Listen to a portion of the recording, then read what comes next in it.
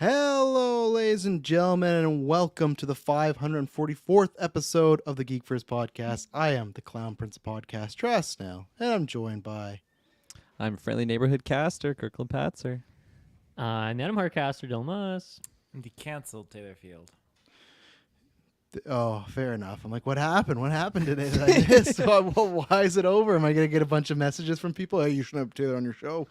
But yes, ladies and gentlemen, we are back. We weren't here for like a general newscast last week. Last week or so, it was like Super Bowl happened, and then everyone's been really quiet, you know. But we're back. We got some trailers. We got some Punisher to talk about. We got some Star Wars to talk about, and then to end off the show, the main event, the spicy Golden Geeks 2023 winners are revealed. There are quite a few close ones, some things I'm excited, and there might be a tiebreaker or two, so look out for that. Gonna be a fun time. Taylor Field, where can they find everything we do? Because Kirklin, Dylan, you guys just did a side quest. You were talking about a bunch of stuff and everything going on like that.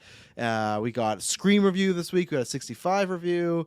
Taylor looks really scared. We have tons of things going on. Taylor, do you need me to do the links? No, I gotta lock the door here. I'm not going out there. Yeah. What else? If there's a news popping off, you'll get a weekly Geek with Dylan and Kirkland. Dylan, you have a bonus dropping this week, I saw on the feeds, right? Yeah, the first episode of the Arcane Retrospective is finally dropping on the main feeds there, so that's Arx Fatalis, a very fun episode. And then also, I think Patreon, I'm going to probably release the John Wick Hex Retrospective on Friday. I think that'll be up on Patreon, and then probably a week or two from now is when we'll hit the main feed. So a lot of good stuff happening in the gaming world over there. Taylor, where can they find that all? Ladies and gentlemen, you can find us with your connection in the search bar. GeekVerse.ca is our home base. GeekVerse is our Twitter. GeekVerse is our Facebook. Yes, everything you need to know is down below. The links, the videos, the audio, all that stuff. Didn't have it ready this week, but yeah, go do over there. Patreon. Thank you to everyone that's joined, everyone that has joined and will join, and you know, just a big thank you. Get a whole bunch of different tiers, ad-free, exclusive early episodes. Next week, we'll be recording a new bread and butter and a new original, so you got a couple of those popping off. I have to look at the calendar. We don't have an after 9 yet, but that'll probably be more like the back half of March, so look out for that.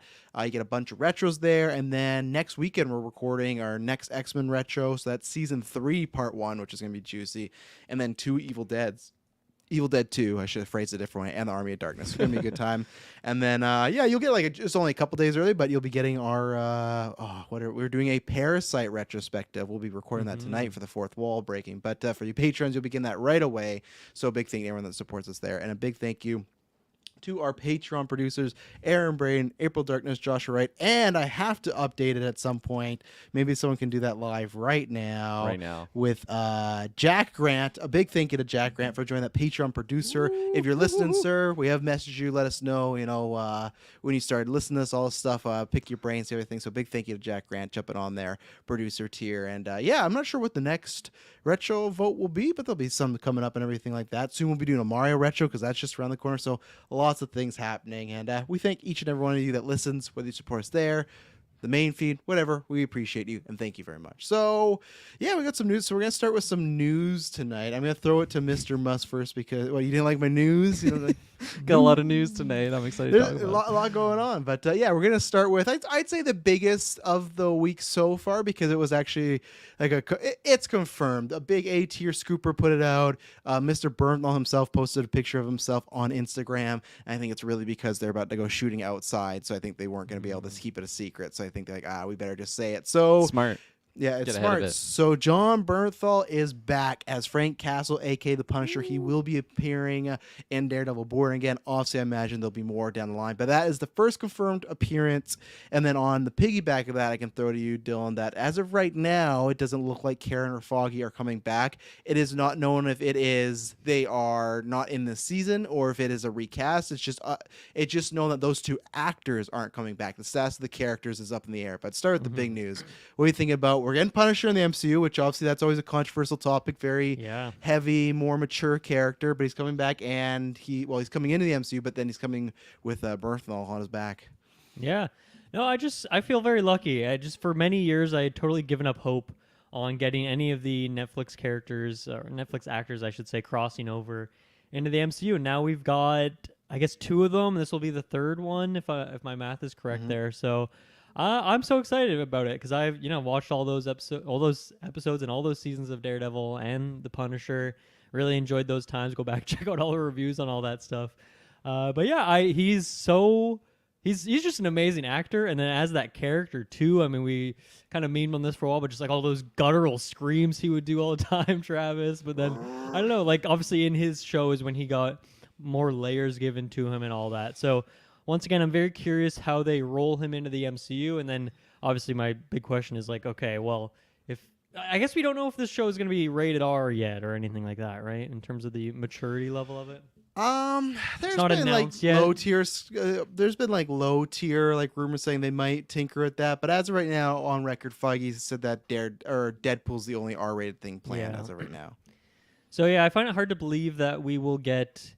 I mean, even Daredevil, to that level, but then obviously a character like Punisher can get even darker and grittier and more gruesome at times in those Netflix series. So I don't know. I don't want to sound negative here. I don't know if we'll ever get a Punisher that is as good as he was in the Marvel Netflix shows, but I'm okay with that. We got a lot of those seasons. We got a lot of the character there, and I'm just kind of happy to have him back at this point. And I feel like for me, like, okay, if we get Jessica Jones, like I'm already happy. I like when Daredevil was in there, I'm happy. But if we get Jessica Jones in there, then I'll just be over the moon. Like I'd love to get Luke Cage and maybe some other minor characters, but really, even just the three that we have now is like just amazing. And I'm very excited for this street level kind of realm within the MCU. And I don't even know how much we'll go into that, but I am excited to see what this show finally is. All 20 whatever episodes. 18. Of this thing. 18 episodes. Okay. 18 episodes. Yeah, I think that has a lot to do with it. I think we've pitched that before, where I think you will see quite a few guest stars, and this is good that it's one of them. I think Jones is inevitable. There's been lots of chatter. Even Ritter's kind of hinted at. I think she was like posted herself on Instagram wearing like a Daredevil shirt or something. She's doing that coy type of hinting where it's like, okay, I'm not in it, but I'm in it. She's got a shirt, man. She just wants to flex. Yeah, of Daredevil course, shirt. sure. But yeah, there was rumors that originally she was supposed to be in this, and there's some scheduling conflicts. But yeah, I think she'll come back. I think we talked about on the Discord, unfortunately for Taylor, I don't think Iron Fist will be coming back. And I think with Luke Cage, I feel like they've gotten the four. I think there's other characters. Like I can't remember who plays Colleen Wing. She's Knives Out 2 or whatever. Glass Onion. I can't remember her real name. Jessica Henwick. Yeah, I feel like between that and Matrix, she's getting a lot more popular, so I could see her coming back. But I feel like if you're talking about like the Mount Rushmore of the heroes for Netflix, I guess I won't even say heroes, just characters, would be... You got Vincent D'Onofrio back as Fisk. You got Cox back as Daredevil, and then you got Charlie. Now you got Bernthal. I feel like Jones is the last. Wasn't Jones one the first show? No, Daredevil was the first Daredevil show. beat it? Okay. That was the second one, at least. Yeah, it was DD, Jones, Cage, and Fist and stuff like that. So I feel like that's the last one. After that would maybe be Kilgrave, and I actually would like to see that maybe happen one day. Get David Tennant back in there. I think that'd be tons of fun. But get Mahershala Ali back as what was his name? Cottonmouth. Yeah. Like, well, Blade's Blade's delayed, so let's just get him doing something. Not Luke Cage, but the villain from Luke Cage. Yeah, not him. But yeah, I just feel like if you ask everyone, those are the ones where, hey, we need those. Where I like Mike Coulter a lot. I just don't know if people... I don't think there's the same desire. Like, I wouldn't be opposed. I liked him as Luke Cage, but I don't think people are like, oh, I need them. And that's where this one, for me, Bernthal, like, I feel like I've always said this before, where I love them all. I think they're all perfect castings, but I think Bernthal was the best of the Netflix. You think Danny era. Rand is perfect casting? No, the ones that we got back. The people that we got back. Yeah. And even I'll throw in Kristen Ritter. Like, I think they're all perfect and they're all great, but like Bernthal to me was that type of casting where it's like I hear him when I think of Frank Castle. Now I see him. I think he's, like I said, Downey, Jackman level of like, that's the one. If he would have went way back and you said I could only pick one, I would have picked him. As much as I love Cox and as much as I love Vincent and Kristen, I'm sorry. So I'm very happy that's happened.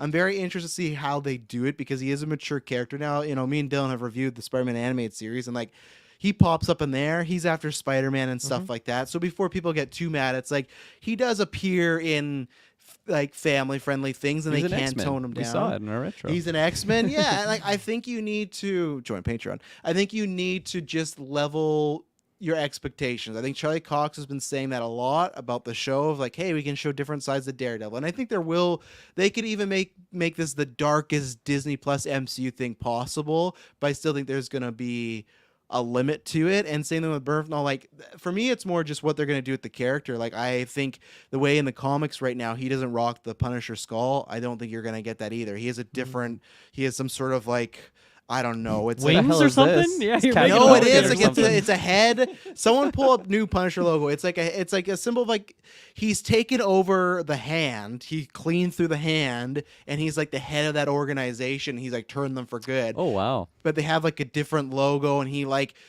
he dismisses the skull thing, and that's because of real world life. Like again, this has been go back Marvel Alliance a couple years now. Me and Chris did a whole big topic on it, and it was a good one. Not to like prop myself up, but it was a good one because it's this thing where like terrorist groups or like bigots or like another bad thing is cops like adopted this logo, right? Like the bad people, like people like that mass shooters in the US and stuff like so that. that's the problem. Like the people that miss the entire point of Frank Castle would adopt that, and that's where it's tough with Disney and Marvel. Like, how do you do that? So I feel like it's going to be that, or I feel like it's going to be a no logo, just a straight jacket, trench coat, stuff like that.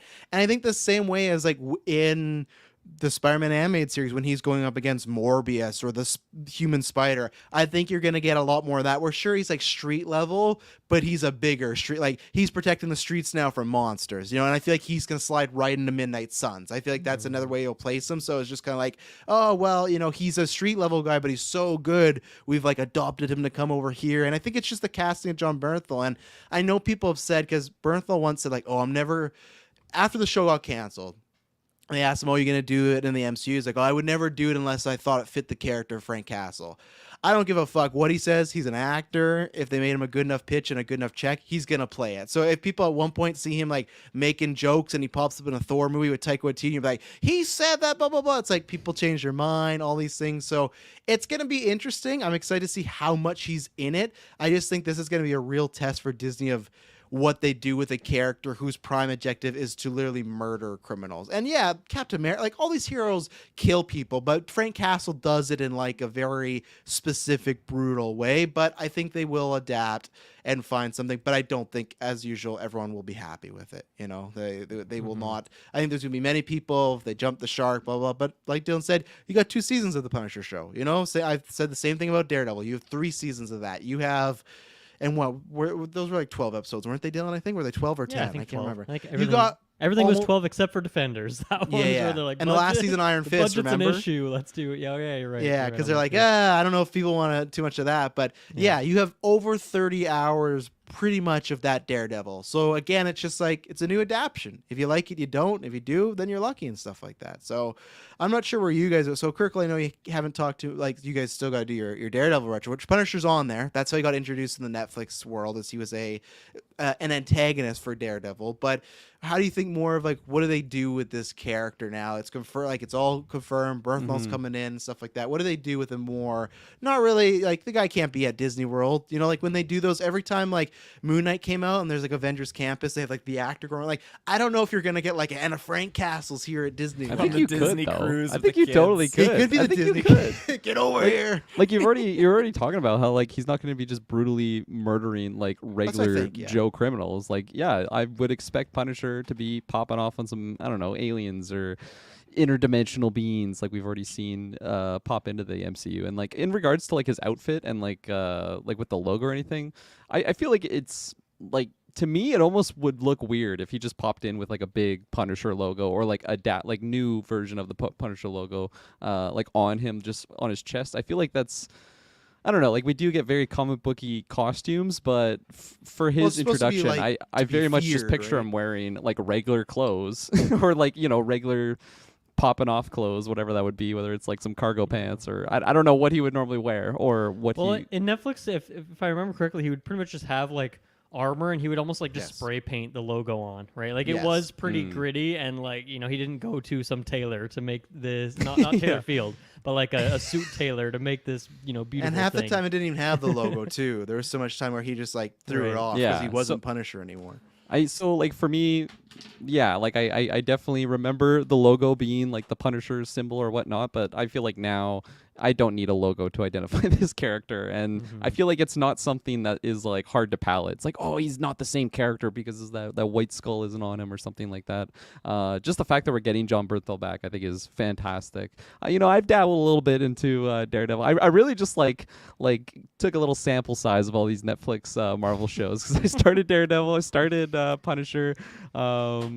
Don't think I definitely didn't do Iron Fist, and then maybe like an episode of Jessica Jones or whatnot. But no, I think it's a fantastic casting, and just the fact that he's coming back in for the same character in the MCU, I think people should really just take that as a win. And you mentioned not everyone's gonna be happy. I'm sure not everybody was happy with that Punisher movie. That Punisher TV series.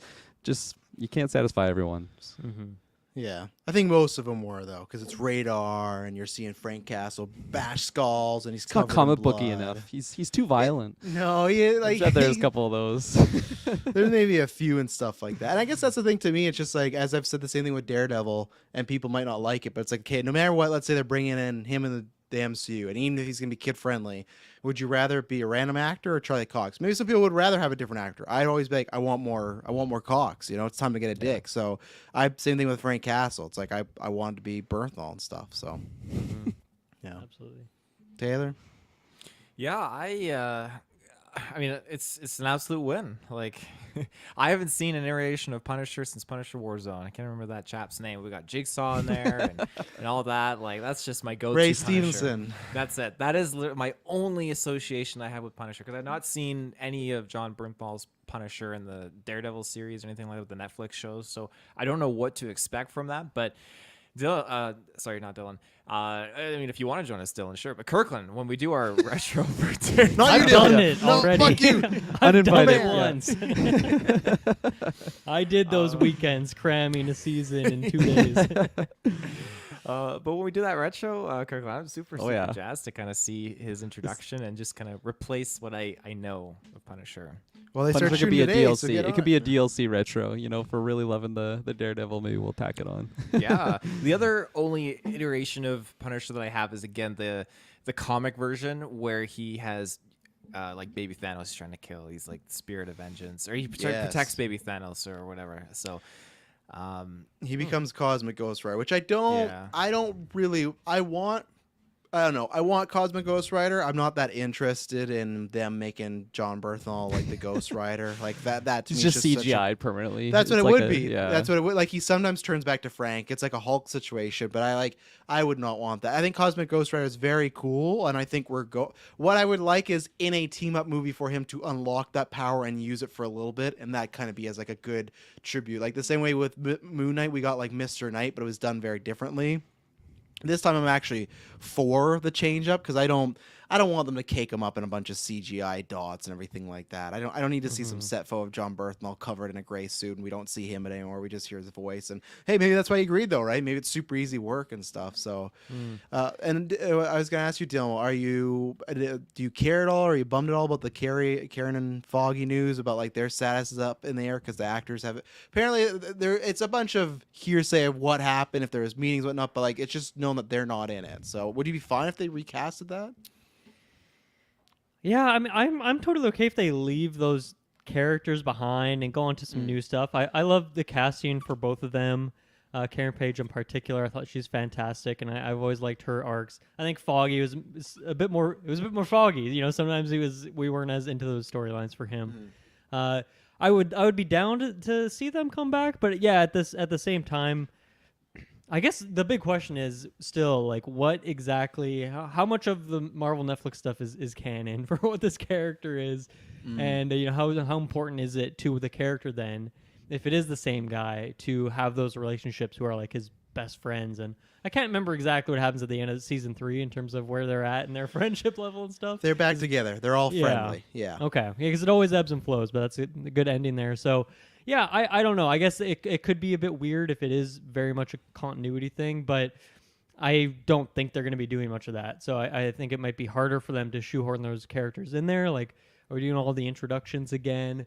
That could be kind of weird. I think a character like Punisher even if they're kind of soft rebooting it and these characters haven't met before and you have them meet again, like I think that works a lot easier than these other characters. So yeah, I don't know. I guess I'm pretty neutral on it, surprisingly. But I also just feel like I don't want to ask for too much, you know? Like I already feel like they've given me like the main ones. And unfortunately, like these characters aren't as crucial to the story and the overarching world and all that. So I'm fine if I don't see them again. Yeah, with Karen, I'm just hoping there's no Karen love interest, so he's just still on the market with She-Hulk there. But I still think there's been rumors of another love interest, so I think they might tinker with that. And again, it's just like they just might not be in the story this go around. I'm not attached to the Foggy actor, like I don't. I thought the show had a certain quality, and I don't think he ever matched it, in my opinion, like acting-wise. But I wouldn't be so opposed. It's not like Leto as Joker. Whoa, I'm bugging out. I wouldn't be so opposed to, like, if he came back, be like, okay, sure, and stuff like that. And with it being 18 episodes, I'm sure he'd probably get some screen time and stuff like that, I guess, depending on how long these things are. So I'm fine if both those characters are just benched. If they're recast, I'm fine either one way. It's more for me just like a why. Like, unless it was like a money issue. Like, if you're starting to bring back all these characters, and I think that I thought about that because I'm like, wow, Frank and Matt, they're going to talk again. They know each other, so we're going to find out what's continuity. I think all they're going to establish is that they know each other in the past, and they won't talk about that past. Just like, good to see you again, Red. Oh, yeah, good to see you, Punisher. And then they break on new story. Like, I don't think you'll where's get the rest of the crew? No, you won't say a Foggy. And even you guys will get to, unless you watch Punisher, but like between Karen and Punisher, there's like a little romantic spark there. Yeah, so that's where it's like there is history, but I think they'll just establish they know each other. I think they'll never ever give you one answer. They'll just leave it that it's a choose your own adventure. It can be canon, it cannot be canon. You know. Travis, prediction today: how many episodes is Punisher in? In season 1, we'll say. Oh, there's 18 episodes. There's right, 18. We don't know the runtime yet. Like, is it the longer thing? Is it the shorter She-Hulk format? So, and are you counting end credits as well? Because I guarantee one end credit could be like someone shoots down a door. The shows don't really do many end credits, except for She-Hulk, which is more fitting for the vibe of that. So I don't really expect too many end credits in general for this show. She-Hulk did a lot, obviously, but then WandaVision did a couple. Did they? Okay.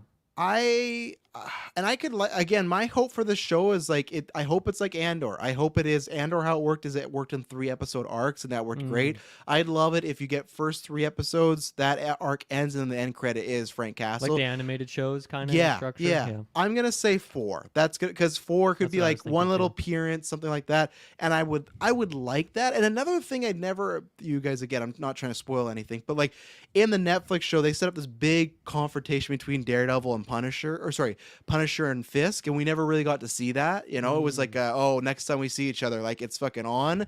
The fact that they're both in the show, I kind of hope we get that, even if it's sort of a like Punisher wants to kill Fisk, but Daredevil doesn't want to kill him because I don't want to kill and stuff. So I'm hoping 4. I'm hoping a bunch more, but 4 I would be happy with. So yeah, that seems about right to me. Are you familiar at all, Travis, or anyone here, with a run in the comics where Punisher just goes like pacifist mode and like isn't killing people and just is like maybe like non-lethal takedowns? He's still fighting crime, but more of the Batman route. I'm not familiar with it, but I guarantee you it's happened, and I guarantee you it's ended poorly. Like I feel like it's probably like it's probably like a 6 to 8 episode or issue run where he's trying. And like, if probably very similar to one season of Dexter, when Dexter stopped trying to try to not kill, and then obviously didn't end up working. I think that's probably. I feel like that's definitely happened. Let me take a look. Yeah, I'm just curious if like it was done and like done decently and like fit into a storyline where I don't know, he's interacting with characters that we're expecting to see in Daredevil or something, and like that could just be what they're drawing that. I don't know, inspiration from to make it a more Disneyfied Punisher without just making it feel like a complete nerf on it. They got to save that for a what if episode, Taylor. Sorry, Kirklin. Yeah, just like the Punisher pacifist episode. Just the most boring. He's just eating pancakes. And like, well, like I was curious too. Like I don't know. I don't know what John Berthal's doing, but I'm in my mind. I just pictured it would be not like a big sign up that he's doing, like coming back for like I don't know, the spin-off that's going to turn into his own show, just go multiple seasons. It could just be based on how successful he seems like Thunderbolt. He's like Thunderbolt material for me. If that movie if we ever get another Thunderbolts. I think just because Thunderbolts is happening, I think they put him with the Suns just because that hasn't happened yet, and I feel like that's gonna be the darker characters. I think Bernthal's here to stay for a cup of Forever. tea at least. Yeah, till they kill him off. So there was a Frank Castle on Earth 2095 who did become a pacifist, and he went to join the monks. His current alias is Brother Frank. So it has. Brother Frank. It has happened. If we get Brother Frank, man, people are gonna fucking hate this He show. becomes like the Sorcerer Supreme. Yeah. Yeah, It Well, fits and a what if episode. I feel just like Brother completely Frank. bald. Just, Yeah. What if Brother Frank? Just that'd be so Wear like the good. Buddhist robes or whatever. Yeah, and Buddhist monk. as somebody that would not like that, Taylor, as a fellow Walking Dead fan, you remember, the first episode we meet Morgan. You remember Morgan, Ray, and Rick, and Oh, he yeah. sends them off, and Morgan's trying to do good, but then he's just this badass, and he's killing a bunch of people, and we're like, man, if him and Rick ever meet up, it's gonna be so good. And then when they reintroduce him back to the show, they had that route where he's like, I don't kill anymore, no more violence. And Yeah. everyone, including myself, fucking hated it. It was the worst thing in the world that you had this killing machine, and I got what they're going for. So I think the Brother Frank thing should maybe be just a what if episode. But they could try that, I guess. But again, that's gonna be it'd be interesting to see them try to play that off as far as like to get people into it. Like, oh, it's a Punisher, but he's different this time, Even if it doesn't make it to the screen, I want to hear that pitch of, of someone that's like in that writing room. Okay, hear me out, Brother Frank. I hope they comes to the pitched him that show. as first as a joke. Like they were actually going to give him their punishment. Like, okay, this is what we envision, Brother Frank, and he's like, Brother Frank, They have like an edited photo of John Bernthal, just again in like the monk outfit. just looking like Toby and Downey and Tropic Thunder and stuff. Feige's like like, we can rate this PG. I think we should go ahead with this, guys. Think about the toys. Think about the Disney. Imagine just you're on the Disney cruise and Brother Frank is there with you. Like Serving drinks. Just imagine that. There's a whole episode, like the way they built up the Daredevil and She-Hulk, those are multi-episode. And then when we get to Frank, he's just in a church. Peaceful guy, pastor, and like just, Sometimes monks in media have that look where it's like they have like essentially a halo of hair and then like the bald spot on the very top. I could picture that on John Bernthal. I could too. I want to see him in the robe, everything. So I hope it happens, but I do it. don't think it's gonna You don't happen. hope it happens. No, I don't. I hope a what if happens. I hope a what if Yeah. that's what I would enjoy. So, anything else on this? Daredevil starts filming, I think, today or tomorrow. So that's why this is out. I'm sure if there's any That's other cool. special appearances that'll start to leak or come out and stuff. There's been rumors of White Tiger, She-Hulk. who's a street level. Tatiana I shows hope. up on set. Oh, Yeah, I that'd be hope we get exciting something. news to There's get. 18 episodes. There's time for her to fly down to New York and hang out with Matt for a second, Maybe bring Scar with him. Just he could be the No Scar. he has that monk haircut too. That could almost work out, but Oh, God. all right, let's take our first ad break, and then we're gonna get into some Star Wars news, which I'm sure will be positive. So we'll be right back. And we're back. So today came out from Variety. So A plus tier, scoop tier, stuff like that. It was just a general update. They have the panels for Star Wars Celebration came out. I think that's happening like April 19th or something like that, which is so funny because we got that panel today and I was like, it's going to feature the filmmakers of Star Wars and all these people bringing you like updates on the world. It's like, okay. So today there's a few things that came out that Patty Jenkins' Star Wars movie is no longer happening, which we kind of thought, but when she left Wonder Woman, she did say in her statement of like, I'm working with Lucasfilm right now. Clearly that didn't work out. Feige's film is no longer happening. There could be a list of reasons why that's not happening, but that's no longer happening. That was announced in 2019. Ryan Johnson, and still they'd like to work with him, but he's very busy. That's never happening. And then the other one that's going through, there's two movies going through right now. So there's the one with Damon Lindelof, who has one of the Miss Marvel directors doing it. There's rumors that Yaya's a star. There's all these rumors that it's like attached to the sequel series. So that's apparently still going through. And the other one still going through is the Taika series. And apparently part of this nugget of the Taika thing is that he's writing, he's directing, but he's also planning on starring in this. It's not known if he's the main character or if it's like Jojo Rabbit, where he's playing not Hitler in Star Wars, but like where he played Hitler and he was a supporting character in that. So I'm gonna leave. We're gonna leave Taylor last and stuff like that. And I'll start with Dylan because I know you're like the lowest in Star Wars here. Obviously, I don't think any of this news is getting you back. But I want to ask you this: you're a Taika fan. How do you feel about like Taika? Okay, he's directed Star Wars, but how do you feel about him like putting himself front and center in a Star Wars movie? Yeah, I think for me it really comes down to what you said of what role does he have in it, whether it's a Jojo Rabbit thing or What We Do in the Shadows or Thor. You know, he likes to act in the movies he's directing. He always puts himself in some role in there, but usually it's a more comedic role, someone on the side, and he is being his very quirky self, which is kind of at this point like it's a very specific type of humor and character that is kind of the same, even though he always maybe looks a bit different. Yeah, I mean, this is kind of just, I guess, more confirmation of what I think we talked about this on a newscast like already this year of just like where are the Star Wars movies at, and this is not like a very invigorating update, and especially, I mean, there isn't really many TV show updates here. I'm not personally interested in that stuff right now. I'm kind of more Only just thing like, is Ahsoka's coming out in the summer. That's what they said. So late summer supposedly, but nothing massive there because I think the Right. TV shows aren't really having any issues. They're just chugging along, doing their thing. Yeah, so I am kind of more on the bench waiting for these movies. There's some of the games I'm interested in, so I'll check that stuff out, but not really interested in some of the live action stuff. And yeah, I mean, this doesn't really get me that excited. I mean, we've talked about the Taika thing before. I don't know if there's... I guess I'm not really surprised if he is acting in it. I guess, yeah, if it was a leading role... I don't know about that. I don't think that's a great idea. But if he's just doing some weird quirky alien on the side, that's like par for the course. And I honestly would expect no less from Taika. So that seems to fit the bill.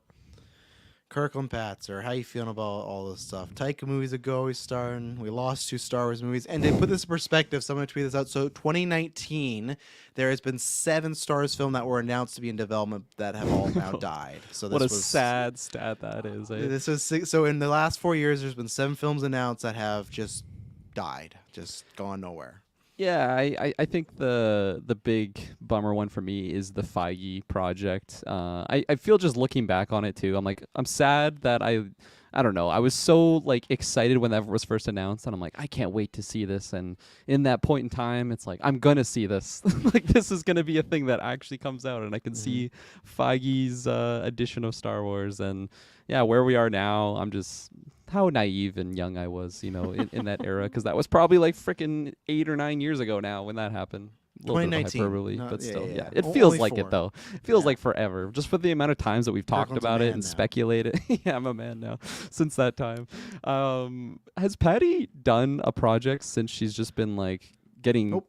projects canceled? It was just a bad string of luck for her. Wonder Woman With the- 3 gone, Star Wars gone, and technically she's only directed 3 movies. She did Monster and the 2 Wonder Woman movies, so she did a lot of TV. It was a very strange time in Hollywood, early 2000s, of being sexist pigs, because she went on to direct a movie called Monster with Charlize Theron. Charlize Theron won an Academy Award for Best Actress. This movie got nominated a bunch, and she just didn't nominate. She didn't get to direct another movie till Wonder Woman. It's a funny weird. world we live in. But yeah, so as of right now, no projects on the board for Patty going on. Yeah.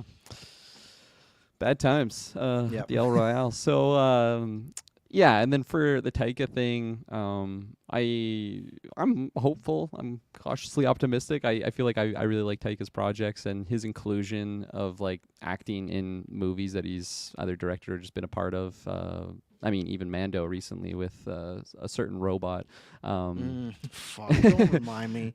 A certain droid, not robot. I don't know if that's offensive in the Star Wars term, but yeah, like I feel like what Dylan said, like if it's not like him being live action or like the starring role, I feel like it's just par for the course that he would be a part of it. I feel like it would be weird if I didn't hear Taika's voice in a project that he's directed, especially in Star Wars, because it's so easy for him to just voice an animated character or an android or anything like that. So I don't know. I would be, I think, a little surprised if it was a more prominent supporting role where like he's really on screen and like wearing an outfit or whatnot. I think that could be interesting. I just like like to Dylan's point that he definitely has like that one humor bone that he kind of goes for, and like just the type of characters maybe he plays, or like the humor that he brings out of his characters. It is very whoa, glitch in the matrix.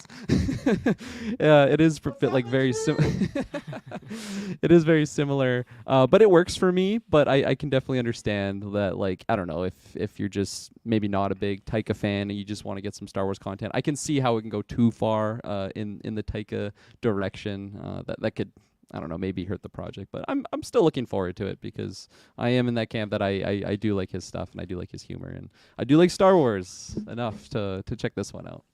Mm-hmm. Yeah, I don't know. The Patty one, I was hoping, especially for Taylor's sake, but I was hoping because I do like that idea of just Star Wars movies that aren't just like, I like the idea of it's about fighter pilots. Cool. So it's something in the world, but it's not like attached to this or a prequel to this. It's just like something about Star Wars that's going on. I think that's a great idea, but obviously, and that's not even that Patty's not even involved. Just like that film's dead. It's not even like, oh, well, we're going to talk to other directors. It's just, and that's the other thing that always sucks with these projects too. It's never like, oh, well, the project's still live. We're just going to look for some other people and stuff like that. You're like, no, director's gone. That's gone. It's like, well, fuck me. So that sucks, but that's not big surprising. Feige, it's a bummer, but it's not surprising anymore because it's been so long. It's been 4 years. We got the announcement. We had, I guess it was about last year, the guy that wrote WandaVision and Multiverse of Madness, Michael Waldron, he said that he was working on the script. I guess he's not working on it anymore.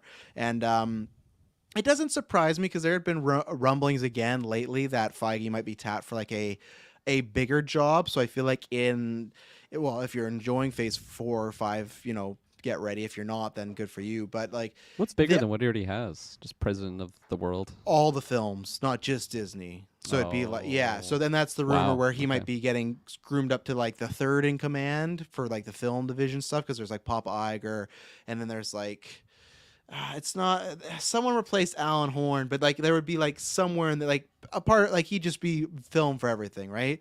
So I think that, and it makes sense. So I feel like in the next, my opinion is Feige is going to finish out this phase. He's going to introduce F4. He's going to introduce X-Men. And then after that, I think he's going to go on his way and someone will replace him. I think he wants to be there to introduce the X-Men. But I think there's a reason we keep hearing like, oh, with X-Men and Secret Wars, like Wolverine, all this stuff, he really wants it to be like a send-off to old Marvel. And you know why he wants to do that? Because he was there for old Marvel. It's his, that started his career. So I really feel like Secret Wars era, it's going to be it for him. And I think like if Secret Wars does really good, makes a bunch of money, it's a good way to close out his run on the MCU too. It's like, look, I made all this money and good for that.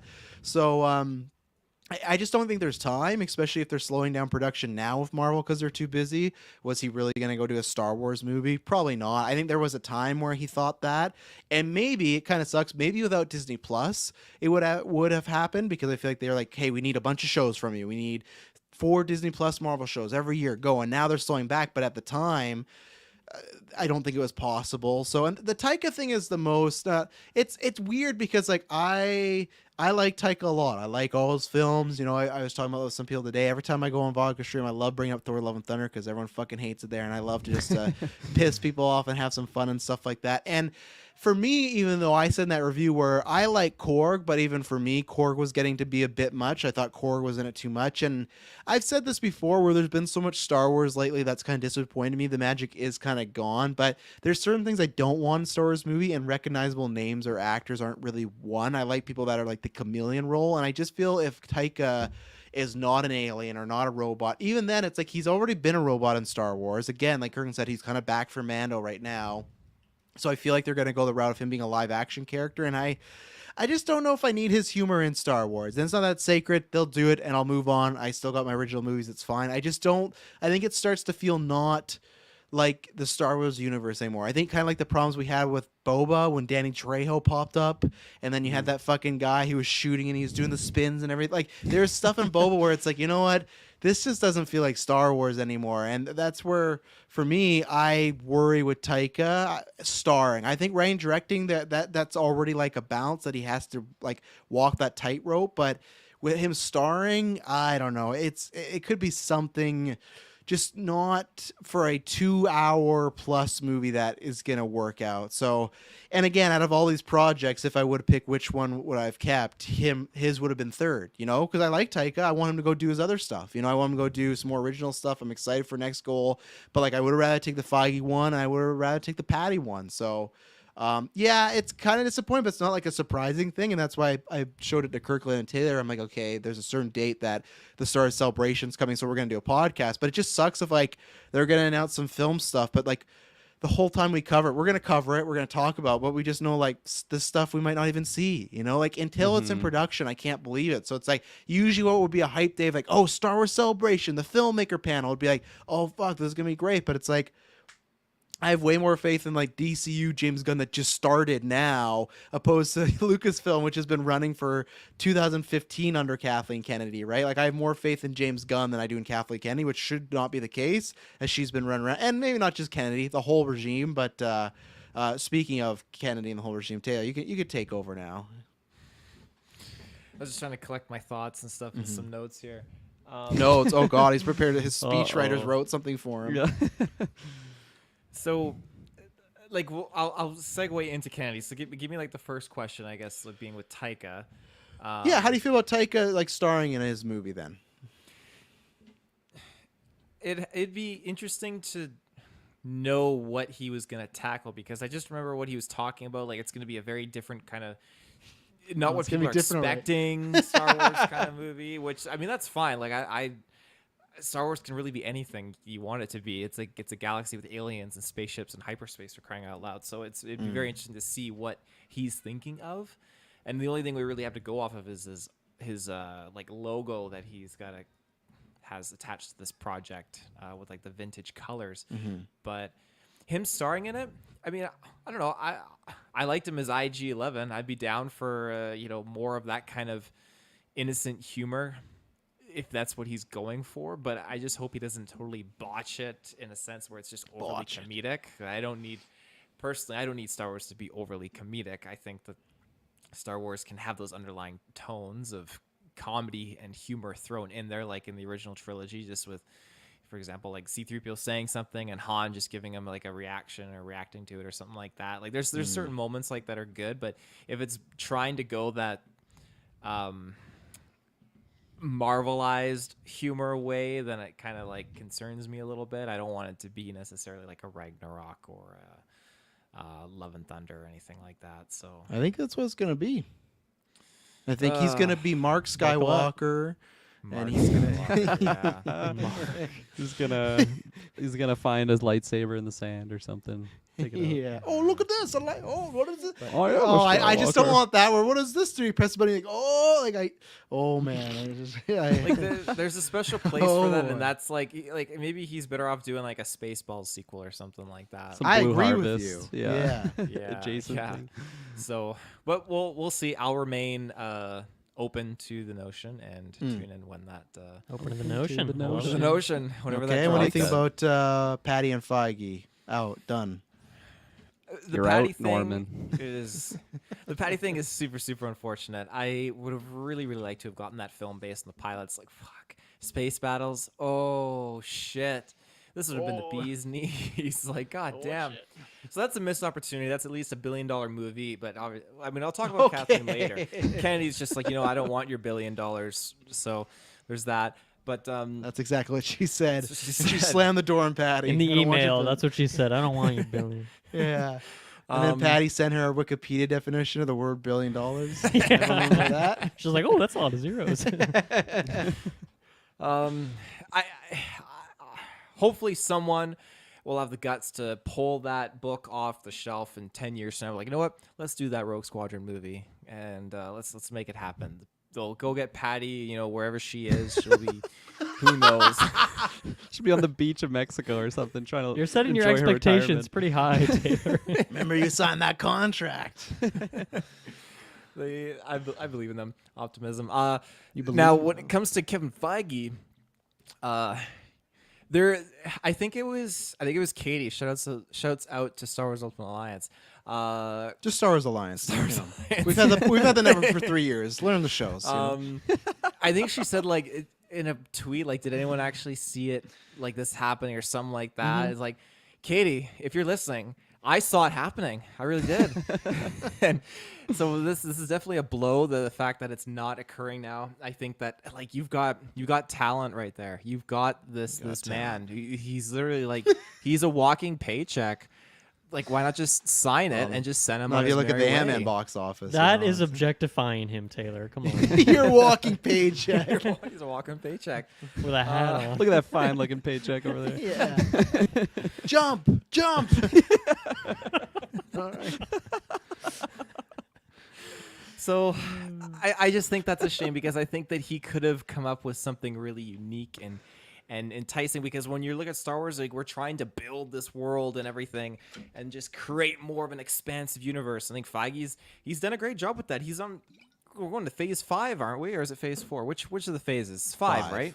We're going to phase 5. Holy shit. Let's do that with Star Wars. No, we can't, because fucking Kathleen Kennedy, which I'm getting to.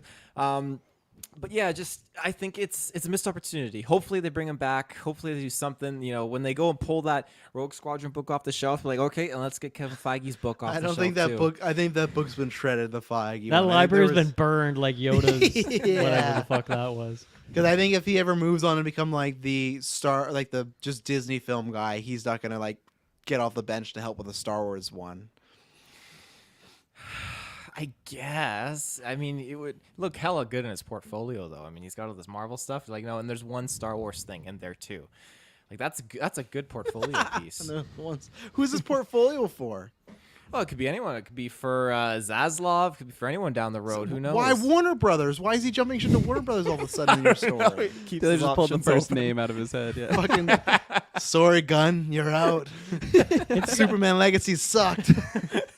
I feel like Feige doesn't want to do just like a single Star Wars thing, because then it'd be one of those situations where it's like you're too valuable to promote, where it's like, oh, this was a really good movie, did really well financially, people like it. Then they're like, okay, we're not going to give you that promotion. Like, why don't you do some more Star Wars stuff for us for another 10 years? Well, you know, maybe that's. I'm surprised you did. Yeah, I'm surprised I saw Bernthal. There's no red eye thumbnail. I guess because it's not the main story, but you know. No, it's not the main story. Yeah, no. I think that if Kathleen Kennedy was like, Kathleen Kennedy. Yeah, like, okay, you know what? At one point in Brother time, Frank. maybe we do, Brother Frank. Maybe we do, you know, this Rogue Squadron. Maybe we do one with Kevin Feige. Bring Kevin Feige over and get his toes wet. You know, Jon Favreau did one for us. You know, with Lion King. Let's bring and brought him in for Star Wars. That was great. But you know, he's focusing on the TV shows mostly. So you know, maybe we bring in Kevin Feige to do a movie. And then all of a sudden, Kevin Feige. This is like a while ago. This would have been like phase 3. Ish, I think, when they kind of rumored that movie he was doing, or was it phase 4? It was the end of it was Endgame time, so it was the end of phase 3. It was right phase 3. Okay, it was like a week or two before Rise of Skywalker, because in retrospective we all looked at it as like, oh, maybe they were a little worried about Rise of Skywalker, but they want to be like, hey, Feige's doing a Star Wars movie, you know. So you have Rise of Skywalker being Rocky. You got Kathleen Kennedy just saying, okay, you know what? Yeah, maybe we do bring in Kevin Feige's expertise here. And then you have just, boom, Marvel just fucking bounces with Endgame. And Kathleen Kennedy's like, shit, he might scoop my job. So I'm just bullshitting here. But like, it's like, okay, we're going to can his movie. So he can't take my job. I don't think he would take her job, but. This is a wild what-if scenario we're diving into. Now, with this, Travis, you said last 4 years, 7 films dead. 7 films, yeah. What the fuck? Like, have you failed? You failed the society. You failed the kids growing up. The society. You have. You've got children growing up. There was fucking little Jimmy back in fucking God's name knows when, 2019, let's say, loves fucking Star Wars. Let's say exactly that date, actually. He wasn't old enough to go see Rise of Skywalker in theaters. He's just a little kid. He's wanting to see a Star Wars movie in theaters so bad. All he's watching is on Dad's little 32-inch flat screen in the living room. He wants to see that movie. But you know Dad's what? Dad's Dad's little 32-inch. But he can't go to the theaters. You know why? Because there's no fucking Star Wars movies popping off in there since 2019. And he'll only see Star Wars movies, you said. Well, he wants to see Star Wars movies. He's too young to see Rise of Skywalker. His There's parents a won't take him to anything else. You're not seeing a movie till there's a Star Wars in the theater. I kid you not. There's a generation of kids growing up where they're not going to know what it's like to see Star Wars in the theaters, and that's so tragic. It's so horrible. Like, crimes against humanity. I think though that They got Mario. They got Marvel. They're good. it's true. They didn't have that in the They got in-between Bo's years Afraid. from like Travis, the do you original. feel like your kids are deprived of the Star Wars theater experience? That's There's a so much perfect other example. stuff. They couldn't Like, see Rise of Skywalker. don't care. Thank you for this justification. I think it depends because they like Star Wars, but they don't love. So I don't think my kids are personally deprived of it. But even then, I don't think they're deprived of any thing. Like I don't because I guess like all the stuff they'd want to see does come out. But I feel like even like in the COVID world, it's like we'd want to see movies on the big screen, but if we had to watch them home, that's okay. It's just a new movie, you know. I'm That's not telling. 32-inch. Yeah, on the third. Yeah, no 55-inch for you. Get in the room. You watch the 32-inch. Here you go. That's what I've said it. That's it. All the kids missing Oh, Star Wars will be God. the future generation of Avatar fans. Yeah, you know what? Let's get some more Star Wars movies. That's a deprived pronto. world Yeah. right there. Hashtag Cameron Crew. Hashtag Navi Nation. Those are some good hashtags. So Solo 2018, Rise of Skywalker 2019, and we've had last 4 years 7 films dead. Fucking atrocious. Like something I was thinking about earlier that was just kind of like really stressing me out was when Mando dropped in 2019. He's like Paul Rudd at the end of Man in the Walls. What if Kathleen's here all life? What if she's immortal? There's gonna be no Star Wars films. Just like, or will there be? He's at work, just like Joel and Last of Us, having like a panic attack. She got her contract renewed in 2018. Okay, that's Solo. She was like, It's up hey, renew next my year, contract. I have, Rise of Skywalker. I'm gonna finish this trilogy strong. Let's do it. Renew my contract. So like, okay, you know what? We'll give you till 2021. Let's see what else you do. She's like, okay, thank you. I'm gonna keep cashing in give those you. checks. We'll And give so you. she renews her contract from 2018 to 2021. That is great. She's like, okay, I'm cashing the checks. Keep signing them, please. And she's putting out some things. Please keep signing. She's putting out some things. Mando 2019. Great. Big hit. Fucking Big big hit. hit. Absolutely. We got season 2, 2020. Legendary. We got Boba in 2021, Kenobi in 2022, Andor 2022. Now we're in 2023. We got Mando. We have Ahsoka. We got Skeleton Crew. This is great. Acolyte 2024. This is fantastic. But you know what? Like, she's still cashing in the checks, but she signed on from 2021 to 2024. But what the fuck? Why did she sign on to 2024? Like, she greenlit all this shit before. Like, she probably, like, this was her pitch probably in the 2021 session. Like, you know what? Okay, everyone up there, you head honchos. I need you to sign me up again and keep signing those checks because I got all these shows. It's great. Well, and the shows But are doing well though. For other than Andor, all the shows are doing well. The thing that scares me though is What just scares because of how people are talking about Mando, and I don't want Mando to turn into that crutch now that's going to be holding things up. Like, I think at the beginning it worked great as a way to kind of How save. are people talking about Mando? What do you mean? It- The way like people are when talking about Mando first came out, that first and second Yeah. season, it did a great job, and it really just kind of like brought that franchise and the fan base, the franchise back together. And now I'm afraid it's like, okay, yes, Grogu's back. Okay, yes, like we're doing the adventures again. And now it's just like Kathleen Kennedy's probably went in there. It's like, let's fucking flip the whole couch upside down and just make this all of the Grogu and Mando You can't. show. We don't know who started to make this show bad. You can't put that on her. Subjectively, in my opinion, I won't say bad. I'll say lesser than. That's true. You know what they did, but Dylan? it scares you know what me. they did? You know what they did? In I this honestly fucking forgot show? Mando was on right now, currently. You know what they did in this Tonight? fucking What did they You do? know, in season 2, the finale, the whole season was Mando's looking to drop Grogu off with someone. So he's trying to find a Jedi. Lo and behold, and I'm sure you've heard this, it's Luke Skywalker. Right. They got It's always Luke Mark Hamill. Skywalker, Yeah. yeah. But still, big for show, right? First, like, Skywalker on Disney Plus. Cool. He takes Baby Yoda, and then in Boba Fett, there's 2 episodes. Really that are emotional, specifically- like party. Yes, too, I yes, should really great emphasize. finale. In Boba Fett, not Mando, they do 2 episodes of it's just the Mandalorian show. So in the middle of the Boba Fett show, and they get Grogu back with Mando. So season 3 starts, he's back with Grogu already. So like When was he with Luke? they don't know. was. Favreau at one point said 2 years, then he said 1 year, and then Filoni said something else. So they don't even know, but he was with Luke training. But the point is, in the season 2 finale, he gave Grogu up. Season 3, he has Grogu already with him. He got him back in another show. Is Grogu still like a little baby that doesn't Of talk? course, Yeah. he's Okay. doing cute stuff, and he So he fought Babu Frick last episode. You remember Babu Frick? Does he? Hey, Yeah, of Babu course I remember. Freak. Of Yeah, course. him and Does Grogu he like fought. pop off now? Does he have like Luke Skywalker like Jedi? He gets Skittles to his hands. He can when force needs- choke people. Skittles. When he needs snacks, he'll take a little Space Skittle. He'll eat Skittles. Space Yeah, space Skittles. Skittles, Sorry. yeah. Sorry. Star And Wars he can Skittle. force choke people now, and he can jump. But that's about it. He can't talk.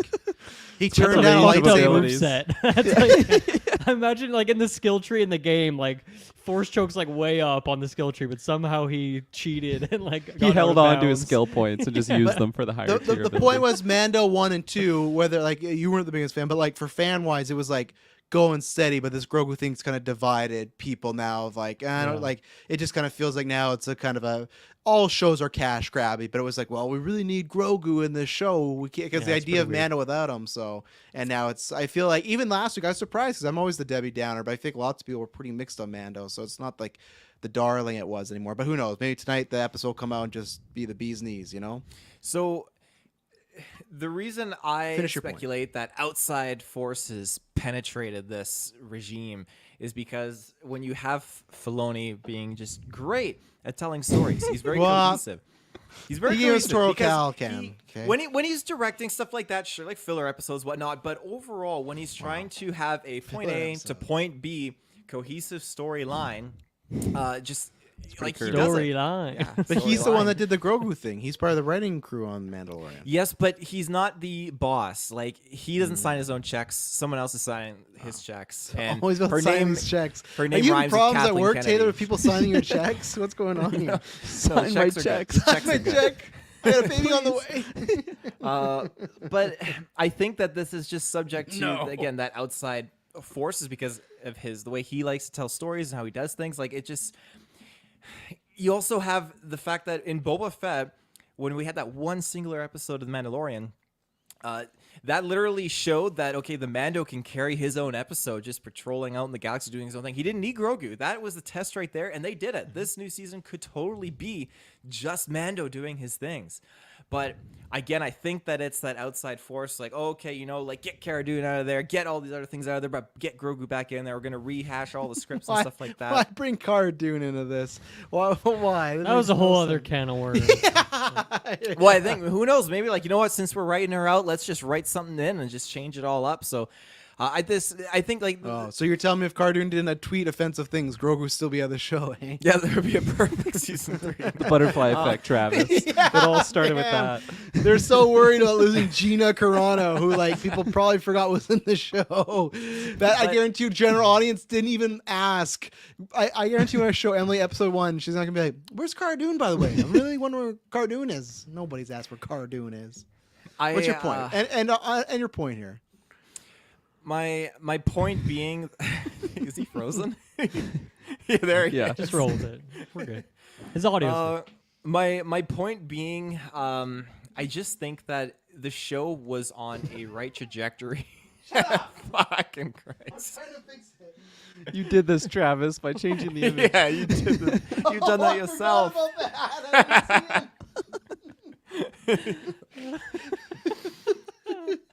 Hey, my Taylor, God.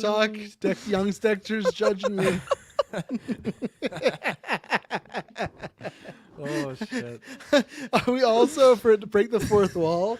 Like, because when you change that profile, it goes for everybody. So, like, GUA, I'm sure at some point, at one point I came on and Greg, because they host civil service with the service as well, too. Or I guess it's Geeks. Like, I saw he changed it back to Iron Man, but I changed it back to Young Dexter. So I'm sure at one point he was doing his show and he's like, hang on, guys, I'm going to be right back. And Young Dexter. And he has no context at all. Oh, I should ask him. Should get him on once. Oh, that's great. finish Sorry, audio listeners. Big apologies. Yeah, go to the video feed for this so you Yeah, understand, because there's no definitely. context audibly for this at all. No context. Yeah. Jesus.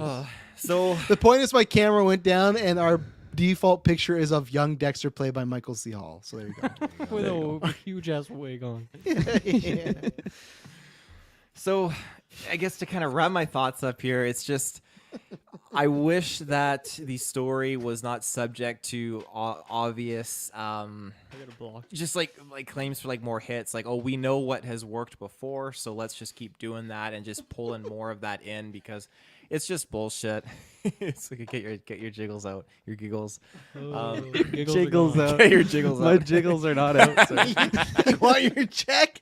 Jiggle for me, Taylor. I'm not writing this check unless you jiggle. But like ultimately, That's like the fifth ultimately. I know. Yeah, closing statement. Conclusion. So, jury, I find Kathleen Kennedy guilty. Punishment, death. I just think she And needs they bring to out the retire. executioner, and this guy comes out. She fuck. She needs Brother to Dexter. she needs to leave. Oh no. She needs to leave. We're at a point where we need Star Wars films. This is just TV shows are great, like Travis, you always say, like TV shows, they can handle long storylines and long narratives for characters. You can't do it in a movie because 2 hours doesn't always capture that. Look at Last of Us, for example. Great point of view there for getting great character development. Be a Now, terrible when- movie. It would be a terrible movie. Yeah, I would not. Well, Almost I would happened. still watch it. I But found out. Dylan, you don't like that they jumped 3 months? In the movies, they would have jumped 8 months. You would have just met them, and they would have jumped to the last level. Yeah. So ultimately, again, In I closing, yeah. think that like, while that applies to TV shows, because you get those narratives like in Mandalorian, all that jazz, but there are certain things you can do in movies, like we've seen with the other Star Wars films. It's great. So Kathleen Kennedy just needs to commit and stop canceling things. It's just, that's damaging. That hurts. Like, you shouldn't be getting renewed based on empty promises. Like, No, she's not empty promises, though. Movies, yeah, but all the shows are doing well for the most part, right? the shows are, but everyone, like, she signs the checks, she green lights the shows, but who's leading the charge on those shows? Like you said, as Doesn't rocky as matter. some She of the hired things those are, people, right? She hired those people that are making them money on Disney Plus. That was her call. That was her call to do the Star Wars show. That was her call. If people don't forget, she put Favreau and Filoni together to make Mando. She People don't signed forget. like you said, she signed those checks. Yeah, people don't forget. She it's still making money, and still the comic books of the books. Like, I'm not saying they couldn't make more, but it's that thing of, I think part of them are scared of, okay, what if she leaves and we get someone worse? You know, like someone that manages it in an even worse way. So it's kind of like the devil you know versus devil you don't know. I agree that I think we should change it up, but I think that's their perspective, especially as they've had like they've lost money this year. They've laid off a bunch of employees and stuff. They're slowing down Marvel. Like, the Ant-Man movie's not doing as well. So that probably scares them as well, too, that they're not bulletproof anymore. So I think that's the movie They're that all people have reason. been saying is a lot like Star Wars. yeah. I think the fact that they're not bulletproof is it's spot on, and I think that needs to be literally their segue into this new era. Like, while the shows are great and the shows will keep running for a while, that's totally okay. But if Ultimately. it should not be this hard to do a Star Wars movie. Like, you bring in all these directors, everyone wants a piece of the pie, and you want to cater to that and let people get their creative visions out there for a Star Wars film. But while she's approving things, like, she's also letting these things fall apart, I feel like, and she could be doing more to help push things along and keep things going ahead progressively, and they're not. And that's just a huge red flag. Like, Star Wars is a time where it should not be just sauntering through and floating on by. I want to see it rising up. So if you take that time and if you do a press statement and say, hey, we're going to take the next 3 years or 2 years or whatnot, and we're going to deliver like 2 movies in like a 2-episode arc or something like that, and just spend and commit the time to the effects, to the script writing, to the acting, like everything about that, and just really put something out there. It shouldn't be that hard to put a good movie out with good a good story, narrative. I won't say characters, that. It's hard to make a movie, you know. Very hard. I don't. Well, maybe for me, like, I feel like there's a lot of movies out there. Like, I can. You and I can were watch climbing I up can an hour, really enjoy. a mountain an hour just to get a shot, you know. It's That's a hard just the business. 2 of us, though. I mean, when you imagine what we're talking about, it, you know, they got those trains with the cameras on them and stuff. Like, they got the technology, and I don't think they Disney got is not trains, short but of like they with got Star Wars trains. being backed by Disney. Expensive shoot. Like, Like- put all the cameras on trains. It's just they should be not pumping stuff out, but just try to just bounce back and not get so scared. Like, commit to a really dedicated feature film for Star Wars and just like don't run away. It's the same thing they're doing with the sequel trilogy. Like, they're just running away from all that. Like, they're scared of it. And thankfully, with like these later rumors of that maybe like post Rise of Skywalker film, I think that that's great, and I hope that that does come around, because I think that Disney and Star Wars needs to own up to that sequel trilogy stuff that they've created. And I don't like seeing Own up. like Dave Filoni and Jon Favreau trying to kind of fill in the gaps with their live action. Like, we've seen it now with the books. What was it, Shadow of the Sith? That was a great job to try and fix what they had created in this incohesive trilogy of films. But again, those incohesive trilogy of films, while there are great moments and great things in those films, ultimately, from a story perspective, it's not perfect by any means. It just is what it is. So I want them to kind of wrap everything up. And while Dave Filoni and Jon Favreau say that I believe they wrote up like to like season 5 of Mando, like they have everything kind of like cohesively in this story, and they know where they're going. No ending in that's sight. what Star Wars needs. What's that? No ending in sight, though. No ending in sight. But I mean, that's good. If you've written something and you have this story going along, that's great. Not where like, hey, we get to episode 9, but we're canning the director and rewriting the whole script, and then 2 years after the release or whatever, here's the artwork or something for the other episode 9 movie, which might have been better. But anyways, that's my spiel. There you go. I'm sure we'll be here again as far as April. So you get announced, see what directors are up to the deck this time. So let's take our next ad break. We'll be back with some trailers. So we'll be right back. And we're back. So I don't know which one to start with here. Kirklin, pick. Ghosted. Okay, there you go. We have Ghosted, Haunted Mansion, and we have Teenage Mutant Ninja Turtles. Mutant Mayhem. Okay, Ghosted. What do you think about Ghosted, Kirklin? I thought it looked fun. I didn't think it was anything that makes me want to resubscribe to Apple TV Plus, whatever it's called, to get it. I had all the words in there. Yeah. Half marks. But yeah, like I like the chemistry between Chris Evans and Ana de Armas. I like them in Knives Out. But I don't know. I feel like when I was watching the trailer, I just feel like with these pieces that are on screen, like these two really great actors, I feel like it should just be hitting a lot harder. Me watching this trailer and being like, man, like this is like a must-watch movie. So yeah, it didn't really hit that mark for me, which is a little bit unfortunate. I mean, I will be subscribing to Apple TV Plus again when Ted Lasso comes out, because I love that show so much. But yeah, I'll probably check it out then, but nothing that really makes me want to drop everything I've got to get on there. But it looks fun. Hopefully it's good. I would hate to see this one just be like really forgettable and people just not talking about it in a couple of months.